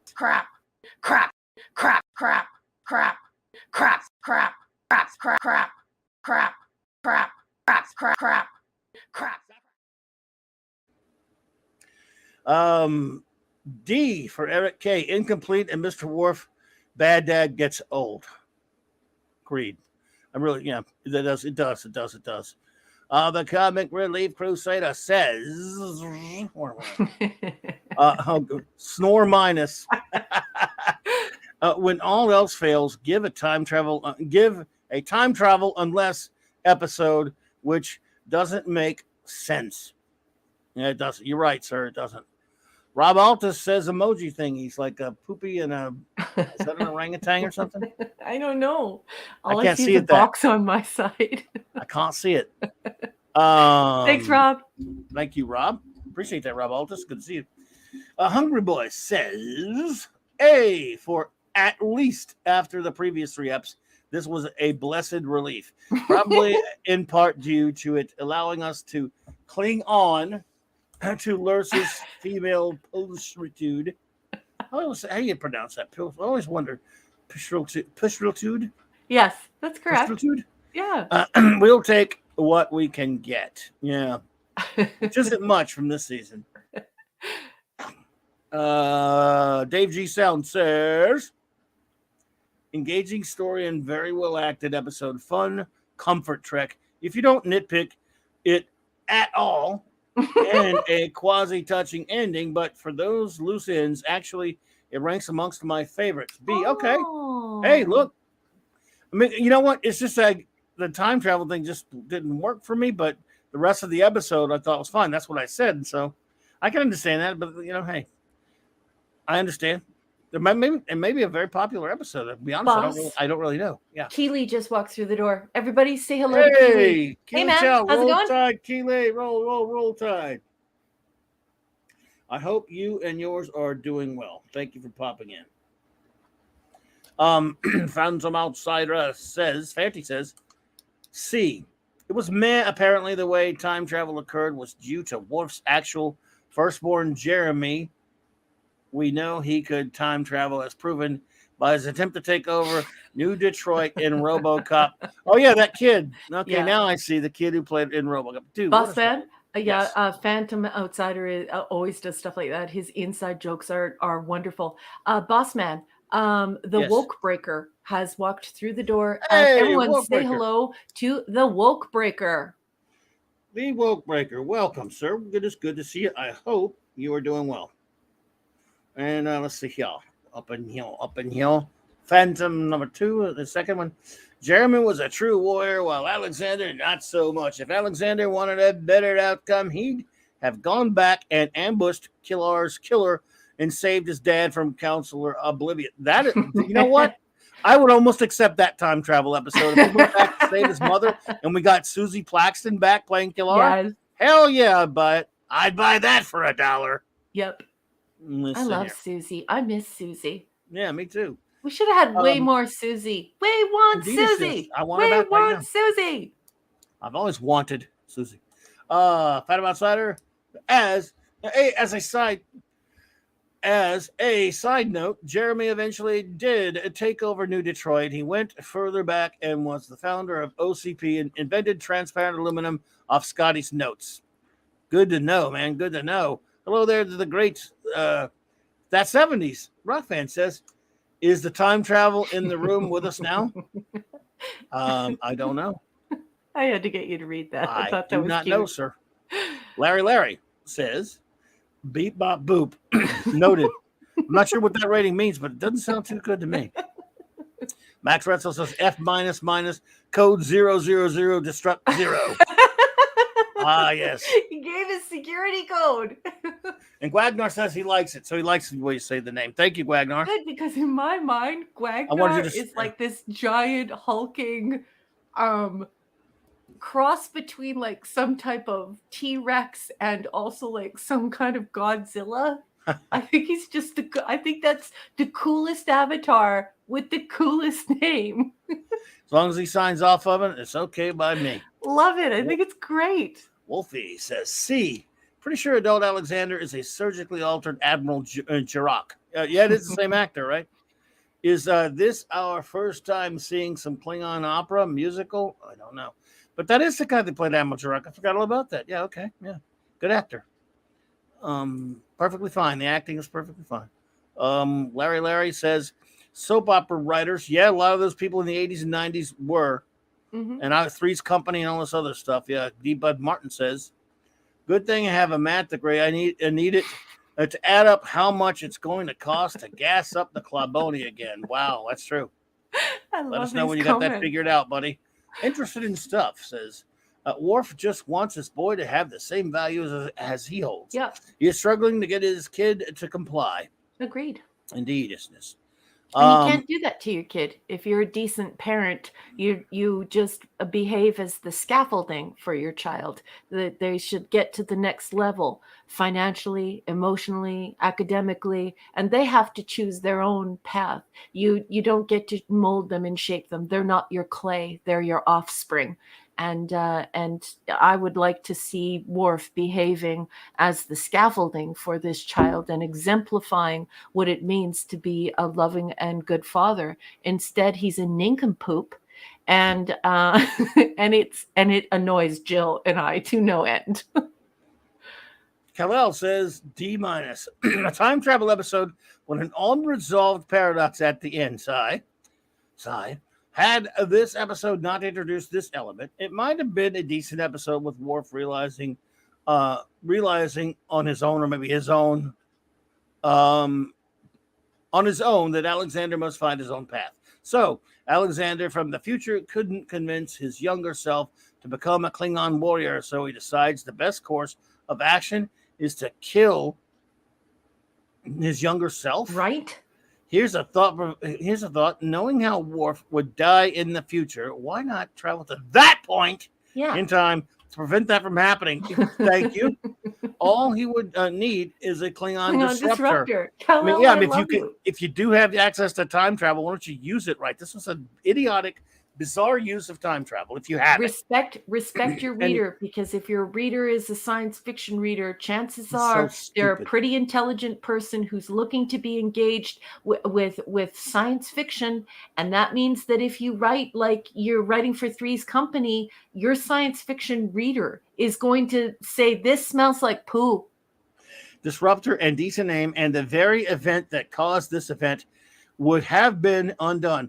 This episode needed not only a fact check with the incorrect math with Alexander's age, but a logic check, like almost every episode we've talked about this season and even in the 6th season.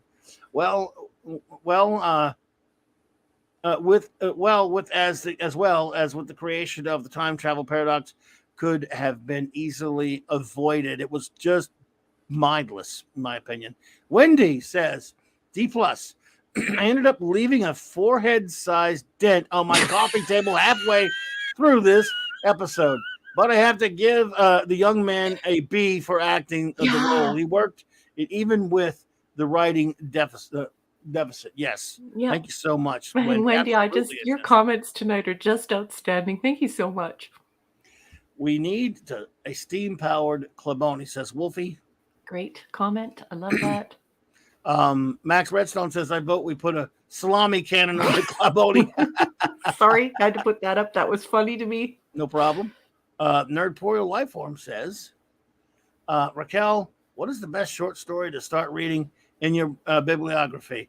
Go for it. I don't know. Maybe you could ask folks in the chat. I think the best way, Start from the beginning. when I publish it, I will tell you that I'm putting Jack first. Jack is flash fiction. It's not even a short story. It's flash fiction. And so I think I would start with Jack. And I think I might follow the publishing dates, although I am going to be moving a couple of the stories around when I finally go to hard copy, because I know how I want to bring all the stories together. So here's the deal. In order to publish a short story collection in Canada, there are no publishing houses that are expressing an eager interest or even a passing interest in science fiction. They just don't want science fiction right now. And they are actively putting on their websites that they don't want short story collections. So if you're science fiction and you're a short story, you're not getting published in Canada. But there are some American websites, some wonderful American publishers who have said that they really love short story collections if the author goes to the trouble of making it seem as though all of the stories are related somehow and piquing the interest of the reader in that way. So knowing that, I have gone to the trouble of creating that atmosphere in the hopes of attracting a publisher. So they're all slightly rubbing up against one another, but not in overt ways that you would find offensive. They are all independent ideas, independent stories. So, but yeah, maybe follow the dates or maybe ask the chat. And thank you so much for expressing an interest. It's a great honor to write for you and to have anyone read my stuff. So thank you. Thank you, Captain Cockney Spock, for that. He said he found Lila to be interesting. So he has read that one. Well, thank you, Captain Cockney Spock. That's very kind of you. Let's see. So now, number one, if you want to switch back to Sure. to the starred, you have Jill and Enigmatic up there. The Nerdporial Lifeform, precisely, my friend. That is exactly what it's like. It's like Twilight Zone stories. Growing up, I had a very, very keen interest in Edgar Allan Poe. I love him. And it's been my dream my whole life to do a pocketbook of short stories. So I guess I should have been born in the 1800s, or I should have been an adult in the early 1900s when short stories were at their peak. But yeah, I really love the Twilight Zone, and I love Edgar Allan Poe, and I like that whole feeling to science fiction. Again, thank you for showing interest in my work. I really appreciate it. Now I'm going over to the starred column, and I'm going to do Antiderivative Jill and Enigmatic Drop Bear. So let's do it! Antiderivative Jill, she's got a two-parter on this one. She's going to give this episode a C+. She says, Worf and Data episodes are a weakness. I didn't mind a family episode to explore Alexander's struggle to decide whether or not he'll be a warrior, even though it never is resolved subsequently. The problem comes when the time travel is introduced, unexplained, and tossed aside as a convenient plot element with no attempt or care to expound a bit of it. Yes, and like Clobby was saying earlier, you know what? We don't need a lot. We just need a bit. Yeah. And then we're just like, oh, okay, you respected me. You took care of that. And 3 of 3, saving it from a lower score, I at least At least I got some Klingon opera, Dura sister shenanigans, and quark. Thank you for using that Irish word, shenanigans. I love you, Jill. Had anyone tried to contact Kern, the jig would have been up sooner. Yes. Excellent Yes. comments, excellent insights. I love you. True, Thank you true, for true. putting so much effort into your conversations here. It's not an easy thing to do, and I appreciate it. Enigmatic Drop Bear, the erudite bear. He's got a 3-parter. He's giving this a C-. He says, I was enjoying this well enough right up until Kimtar was revealed as Alexander from the future. Yeah. Why? Exactly. There was no need to do this. It just created a paradox. Verisimilitude lost. Absolutely. Because, yeah, it was okay until that point. I'm like, what the hell? Yep. Juxtaposing Worf and Alexander's childhoods, Worf's embrace of his heritage with Alexander's rejection is a solid basis for a story of a father seeking validation through his child. Yes. 3 of 3. The writers had so many interesting elements from established lore to draw from for this story, yet somehow they managed to screw it up. It truly is an impressive non-achievement. Yes, indeed. I love you, well Edie. done, Edie. Outstanding reviews. Outstanding indeed. Okay, boss. I'm on the other file now. We both are, because we don't have nothing else. We don't have We're done. our chief engineer didn't have to come back with a review on this one. He may have something going on. Yeah. Or something may happen to a tech problem or whatever. We can give him a second, I guess, if he wants to chime in. But anyway, yeah, I think other than that, folks, unless Marka has one, we are done with the reviews of all 4 episodes. Oh, here we come, boss. There he is. Okay. Yeah, here he comes. Oh, I don't have to star them. You're on this tab. Sorry. You're fine there. So, yeah, I think it's the last one. B-. This episode is touching in a lot of ways, and I have empathy for Kimtar wanting to be able to change the past to save his father. This time travel is where the episode unravels. It's never explained in a way that justifies the story. For me, it's saved by the performances of Bonzel and Sloyan. Lursa and Bedar don't hurt either. Nevertheless, it has a good message. Worf, I may die tomorrow, or I may outlive you. But when I die, I would like an honorable death. And the only way that is possible is for you to accept yourself as you are. Let's see here. And stay true to what you believe. The cause of peace is a just cause. The struggle must continue. Spoken like no Klingon ever. I like the 1980s thing. I'm just going to put it up on the marquee. I beg your pardon, boss. But Max is like going totally 80s here. You, Dad! I learned it from watching you! So 80s. Love Nice you. one, Max. Maximum Redstone. A maximum. That is nice. Well done. That was fair. And That's a Hungry good Boy's one. like, thank God these episodes are done. Gack! Oh boy. Oh boy. Oh boy. Oh boy.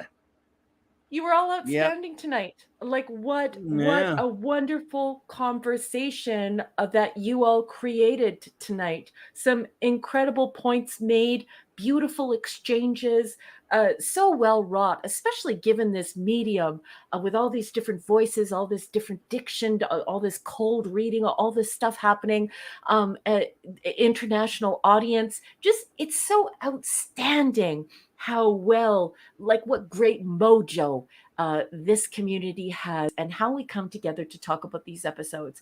I love and appreciate each and every one of you. Great job tonight, everyone. Indeed, it's this. What happened?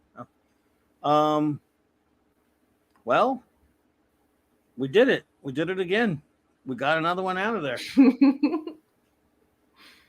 So, our great chief engineer's here with us. Hey!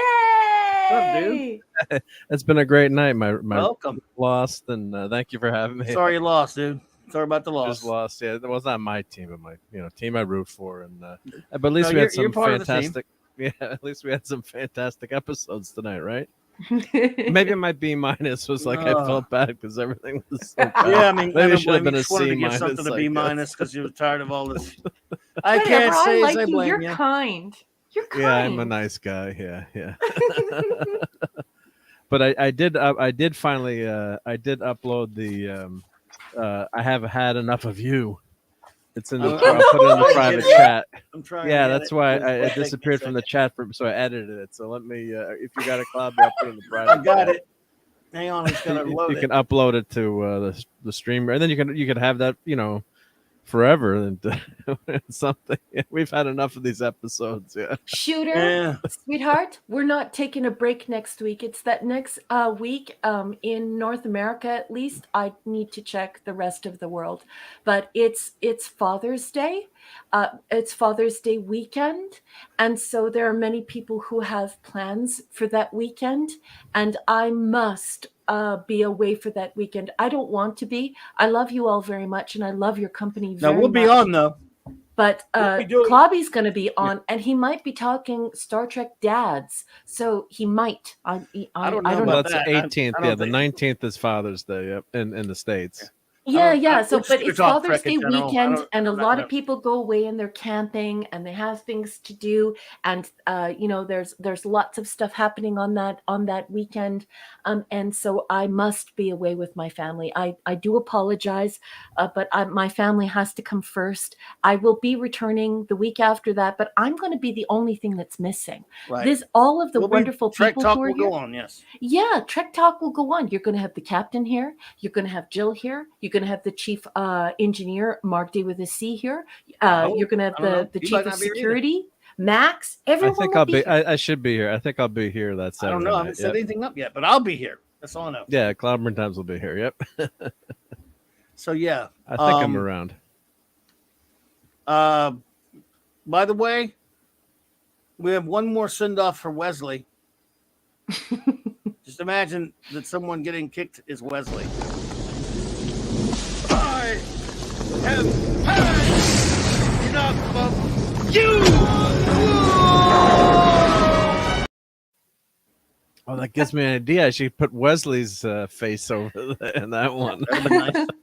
Wolfie, do you know row, row, row your boat? Row, row, row, row, row your boat.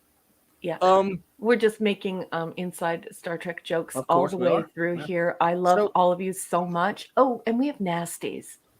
I tried, Oh. but someone else got to him before me.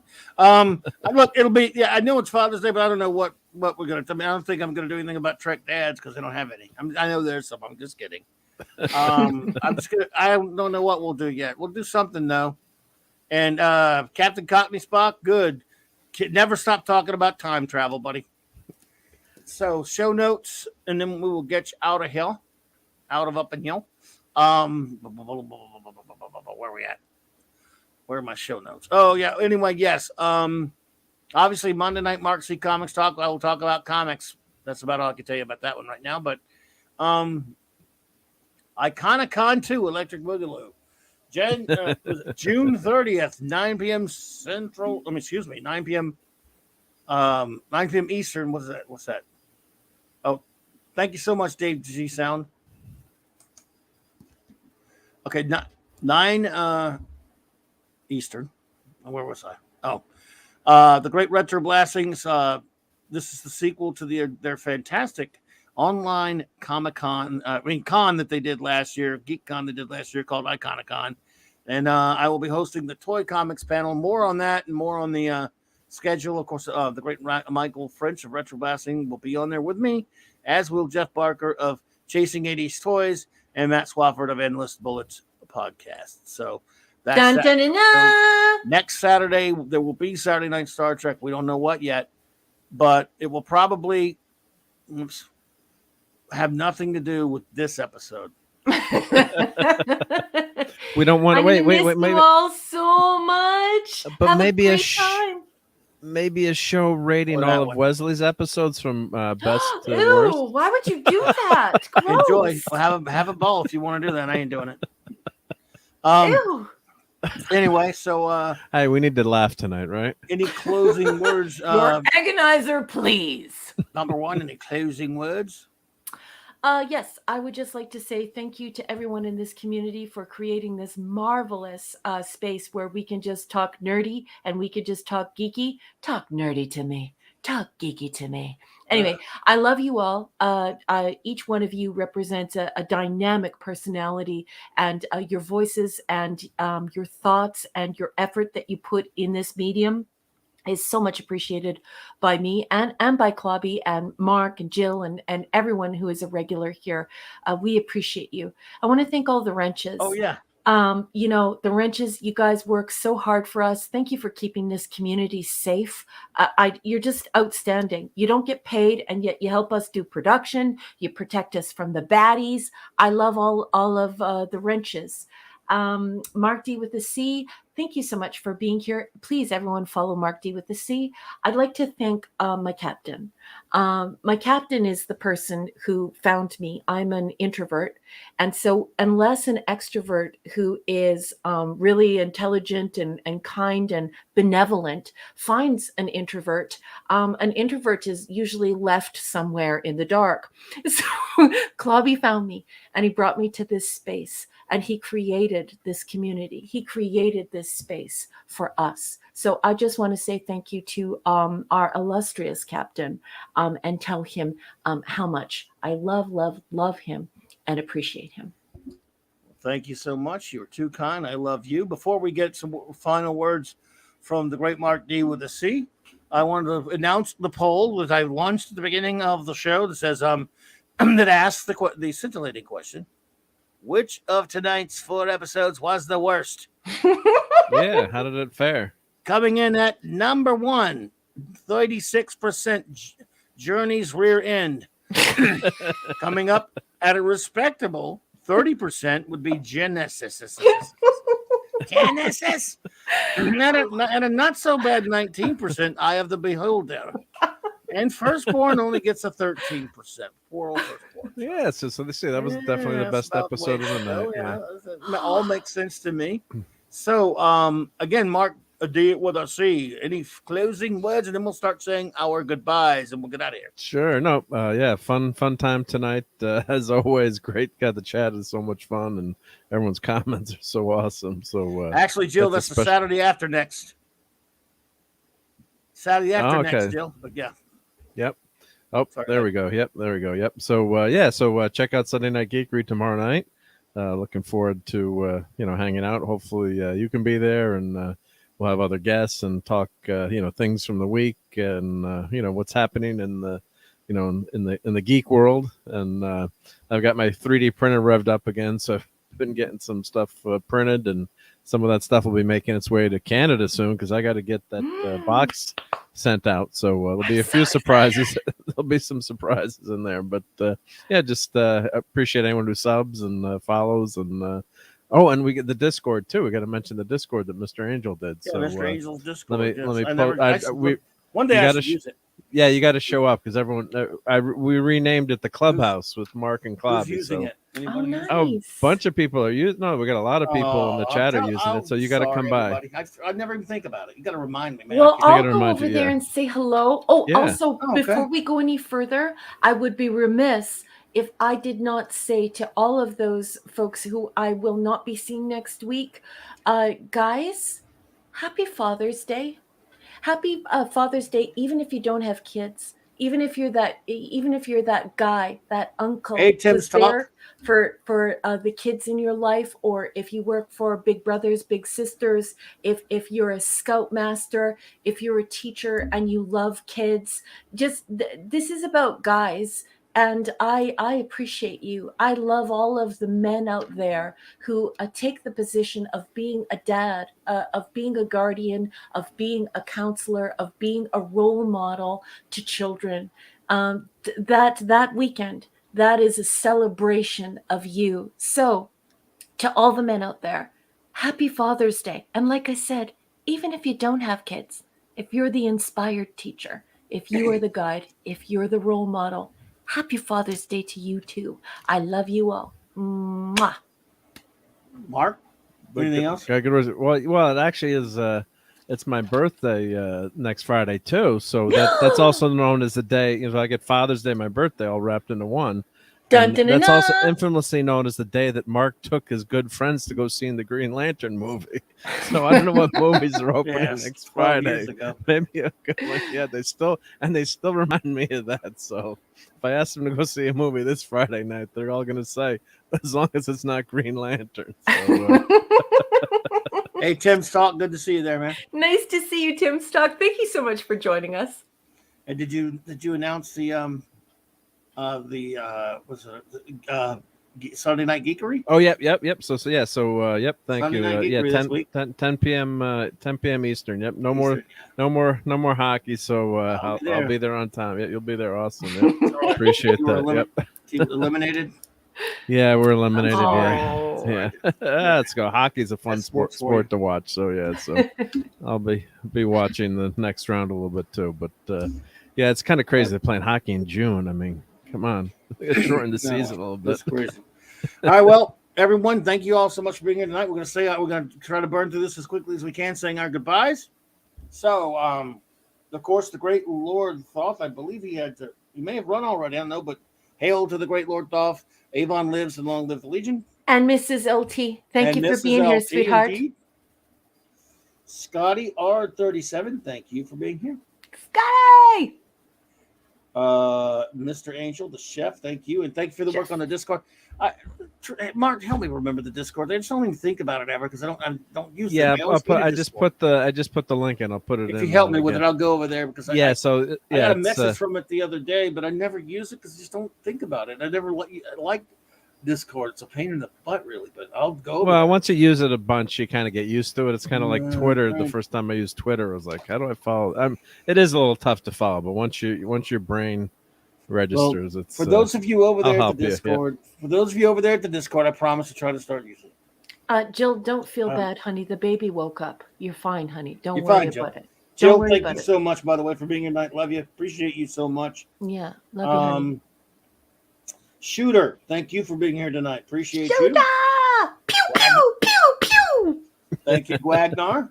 Gwagnar! I do believe he's gone now, but the great J-Man was here with us tonight. J-Man, as always. Night, Jason. And I had fun messing around with him at their stream tonight, in their chat, distracting them and stuff. Thank you to the great Captain Cockney Spock for hanging out with us tonight, buddy. I appreciate you.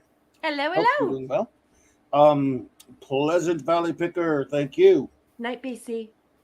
The extraordinary, enigmatic Drop Bear, thank you, man. Thank you for all you do. Outstanding, sweetheart. Have a great week. Big shout out to the great Steve Mitchum, Maddie Steady. Thor in Las Vegas. Indeedishness, the great super one himself, Kal-El. Always great to see you here, buddy. Appreciate you. Even Wolfie, thanks for being here, man. He had to run, but the great Chris Persia Wolfie heard that. Chris Persia, always appreciate you. Apollo Minion, and of course the pepperoni, the truck dog, the official dog of Saturday Night Star Trek. Shout out to the great Phantom Outsider. Thank you, Fanty, for being here. Fanty. The Comic Relief Crusader. Thank you for being here, my friend. Appreciate you. Where are we at? Oh, okay. The lovely, wonderful Wendy Webb. Thank you so much for being here with us tonight and your wonderful contribution. You were too kind. Yeah. I really appreciate you. I hope you have a wonderful rest of your weekend.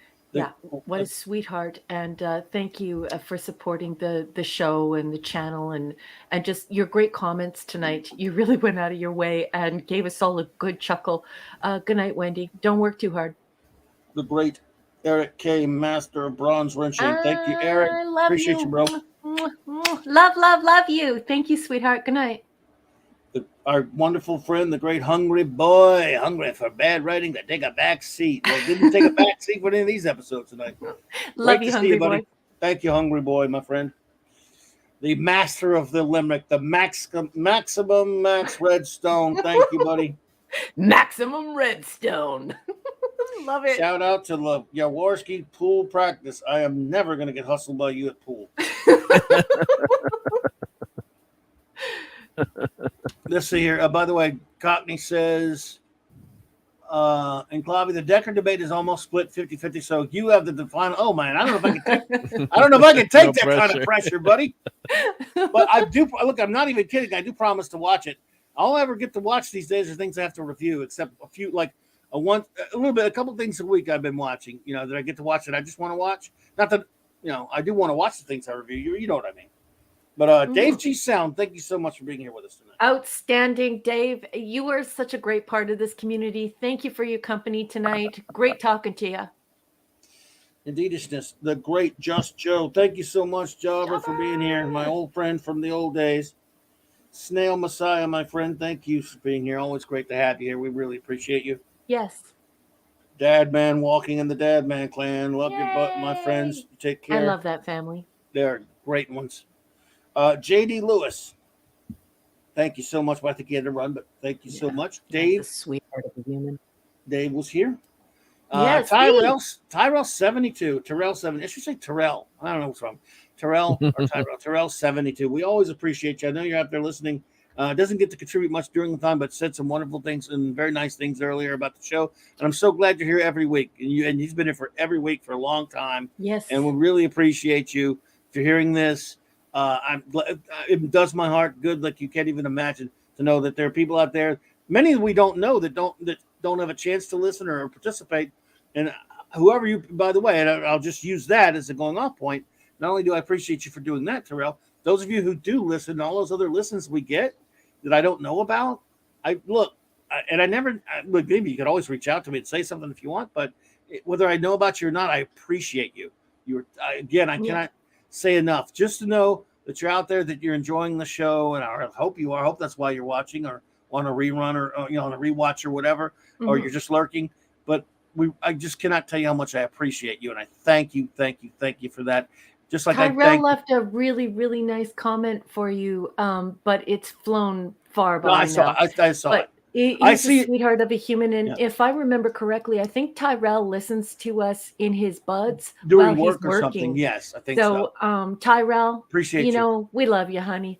Thank you for tuning in, and have a great weekend. I appreciate you, Tyrell, and everyone who's doing something like that can't really participate but likes to listen or watch or do, when they're doing other things.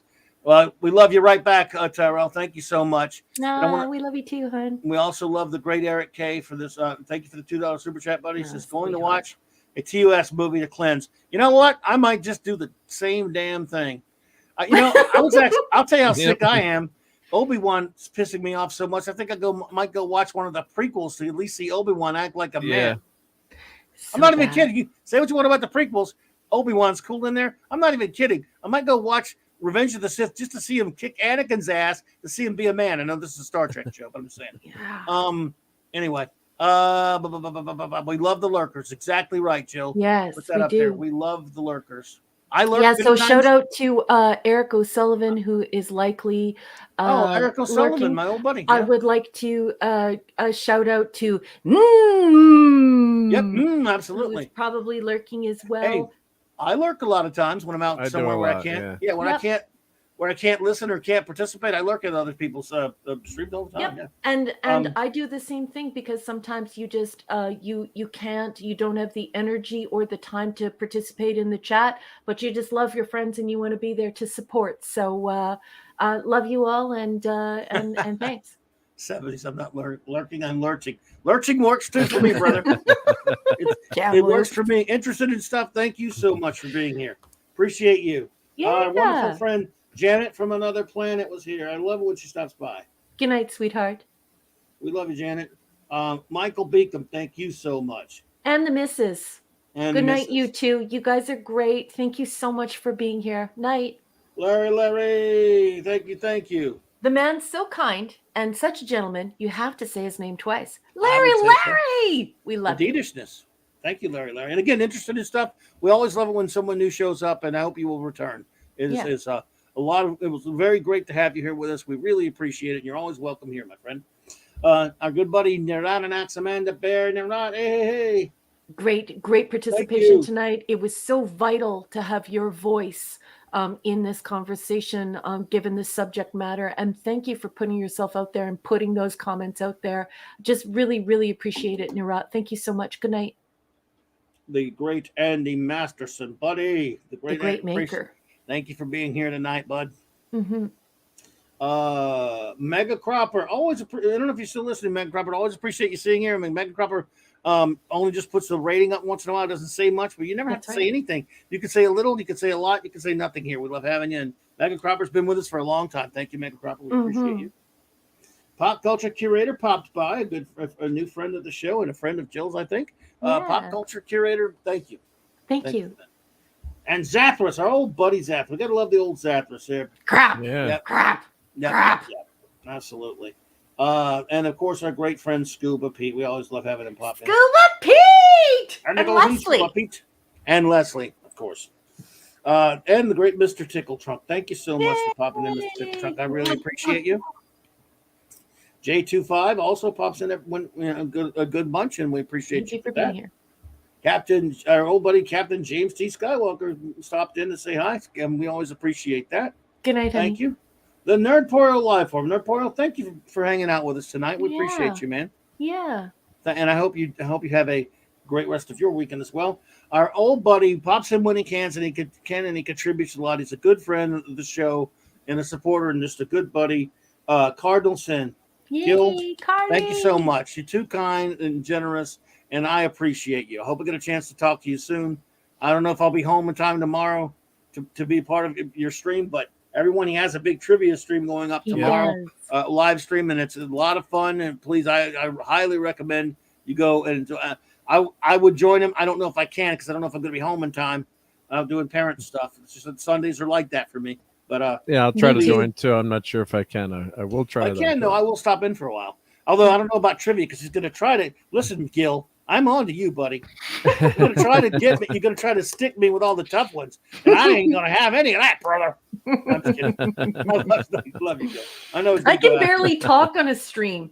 Never mind participate in trivia. Like sometimes I'm reaching for words in my vocabulary and what comes out is not what I'm thinking. Like gibberish, right? Yeah. Yeah, because you're just it's so extemporaneous. It's so instantaneous. Sometimes you don't even have time to process your thought. Not easy. That's the whole point of the game, I guess. Yeah, I don't know how people remember all that they can recall the trivia while being on the stream because there's so many other things going on and it's such a weird circumstance. You've got earbuds in, you've got the microphone, and you're interacting with all of these people. I'm almost a complete nincompoop when I stream. Never mind trivia. I would fail at trivia instantly. I don't know about the nincompoop part, but yeah, I know it is sometimes. I know what you mean, but it's just you aren't that for sure. But yeah, you feel like it sometimes for sure. And thank you to the great Monkey Jeebus for stopping by. Monkey Jeebus! And we appreciate the great man of iron himself, D. Bud Martin. Always a pleasure. Hope you're doing well, buddy. Rob Altus, a pleasure to have you drop in. Thanks, Rob. I didn't see it, but you said you saw our good buddy Dave Bob popped in earlier, right? Yeah, Dave Bob was here. Dave Bob was when the weird thing happened with the chat where it's like, hey, when you were getting ready for school or it was time to get ready for school when you were a kid and your mom would flick your light. That's what happened in the chat tonight, Clobby. That happens. What are you gonna do? So, and it was right when Dave Bob walked through the door. So, Dave Bob, we're calling you out and saying that we love you. Thank you for being here. He's long gone now. He's asleep. JT Kirk is here. Hey, JT Kirk just popped in. Oh my goodness. Hey, JT Kirk. Wow, JT, dude, good to see you, my friend. Hope you're doing well, buddy. It's never the same without you, brother. Love you, JT Kirk. James Caserta, thank you for being here with us tonight. Appreciate you. Night, James. Keely Chow, Roll Tide. Roll Tide. Oh, buddy, that 70s rock fan. We hadn't had him on anything lately. One of these days, we'll get him to come hang out with us on the Wednesday night if he can, because I know he's busy on Thursday nights. Come in and hang out with me on a Wednesday night or something if you get a chance. 70s. Kamloops? Or at least come hang out at Mark's Geek Show Sunday night. We know you're too good to hang out with us, but just condescend once in a while. I love his wonderful accent. Finally, the Woke Breaker. Thank you so much for being here. And that takes care of everybody. I hope we got them all. So. And Tim Stock, did we say Tim Stock? I did. Oh, I did. I'm sorry. I said him when he first came in. Tim Stock for sure. Tim Stock, I hope you're doing well. Hope you all have a wonderful rest of your weekend. And I think we should let's see here. Let us go out Before we end with our ending messages, let us look. This is the last Wesley episode. You don't have to see him again until Nemesis, and then we won't be doing PR Just for so a he few doesn't count, seconds, so. right? Yeah. Yeah. So he's gone. So let's blow up that little bastard again. Maybe the longer version. You kids have certainly wound up all the loose ends in this case. Blasted meddling kids.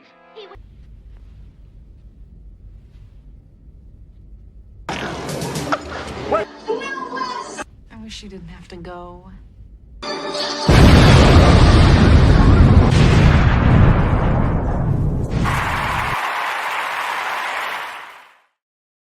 Oh, that was perfect for tonight. Yeah, perfect. Oh, look at what JT Kirk just put up in the chat. Oh my goodness, Oh, sweetheart. you didn't have to do that, JT. Oh my Thank God, you so I love much. you, JT, so much. You have been such a good friend to me. Thank you so much. He says, JT Kirk says, I was at a party for some recently rescued Ukrainians. Oh, Sorry wow. I missed the show. Well, that's a great reason to Wow, miss that's the amazing. show. Wow, great, yeah. I mentioned Raquel's stories, and some folks seemed very interested. Oh my Aw. God, I love you so much. And having you as a reader is such an honor. But Thank you, having you JT. promoting my work is it's unbelievable to me. I just love it so much, and it is such a great honor. I love you, JT Kirk. Thank you very much. Yeah, thank you so much for that, JT Kirk. We really appreciate you, man. Thank you all, everyone. And now we will conclude with these important messages and then our wonderful end credits that were, of course, created by our wonderful. Oh, there's one more thing from Larry, super sticker. Thank you, Larry. You were too kind. Thank you so much. I really appreciate the 199 super sticker. Thank you. I can't see it from here, but you know what? We forgot our poll. Thumbs up. We did No, our the poll results already. You did the poll, right? Yep. Thanks. I already forgot. You guys are making me forget stuff. So have a wonderful rest of your weekend, my friends. Monday night Sunday night we'll be at Mark's. Monday night I'll be back. Wednesday night I'll be back. Thursday night the Clubhouse, and then of course next Saturday night it'll be a non-review week. Number one will be on an away mission, but we will be here having some Saturday night Star Trek for you. Until then, please check out the wonderful works of fiction of our beautiful, fantastic, greatest first officer in the fleet, and have a wonderful rest of your weekend. Trek on, Trekkers.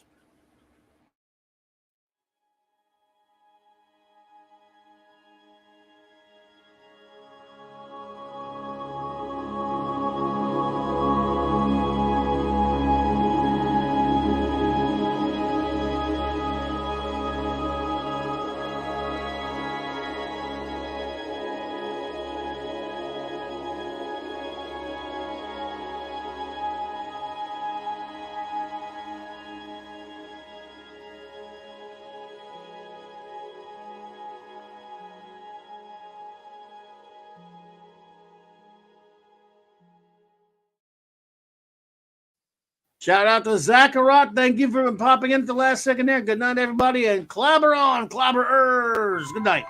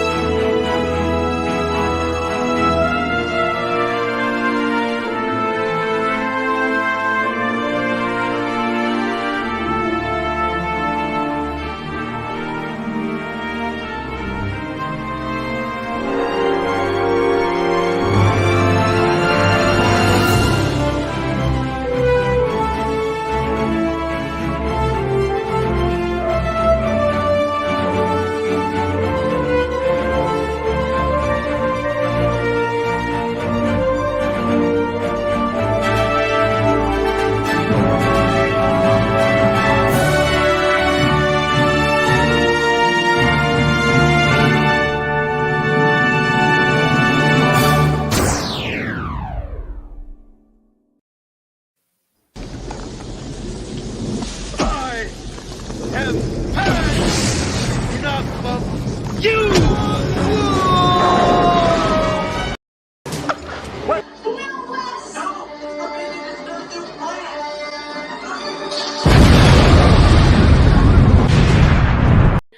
crap, crap, crap, crap, crap, crap, crap, crap, crap, crap, crap, crap, crap, crap, crap.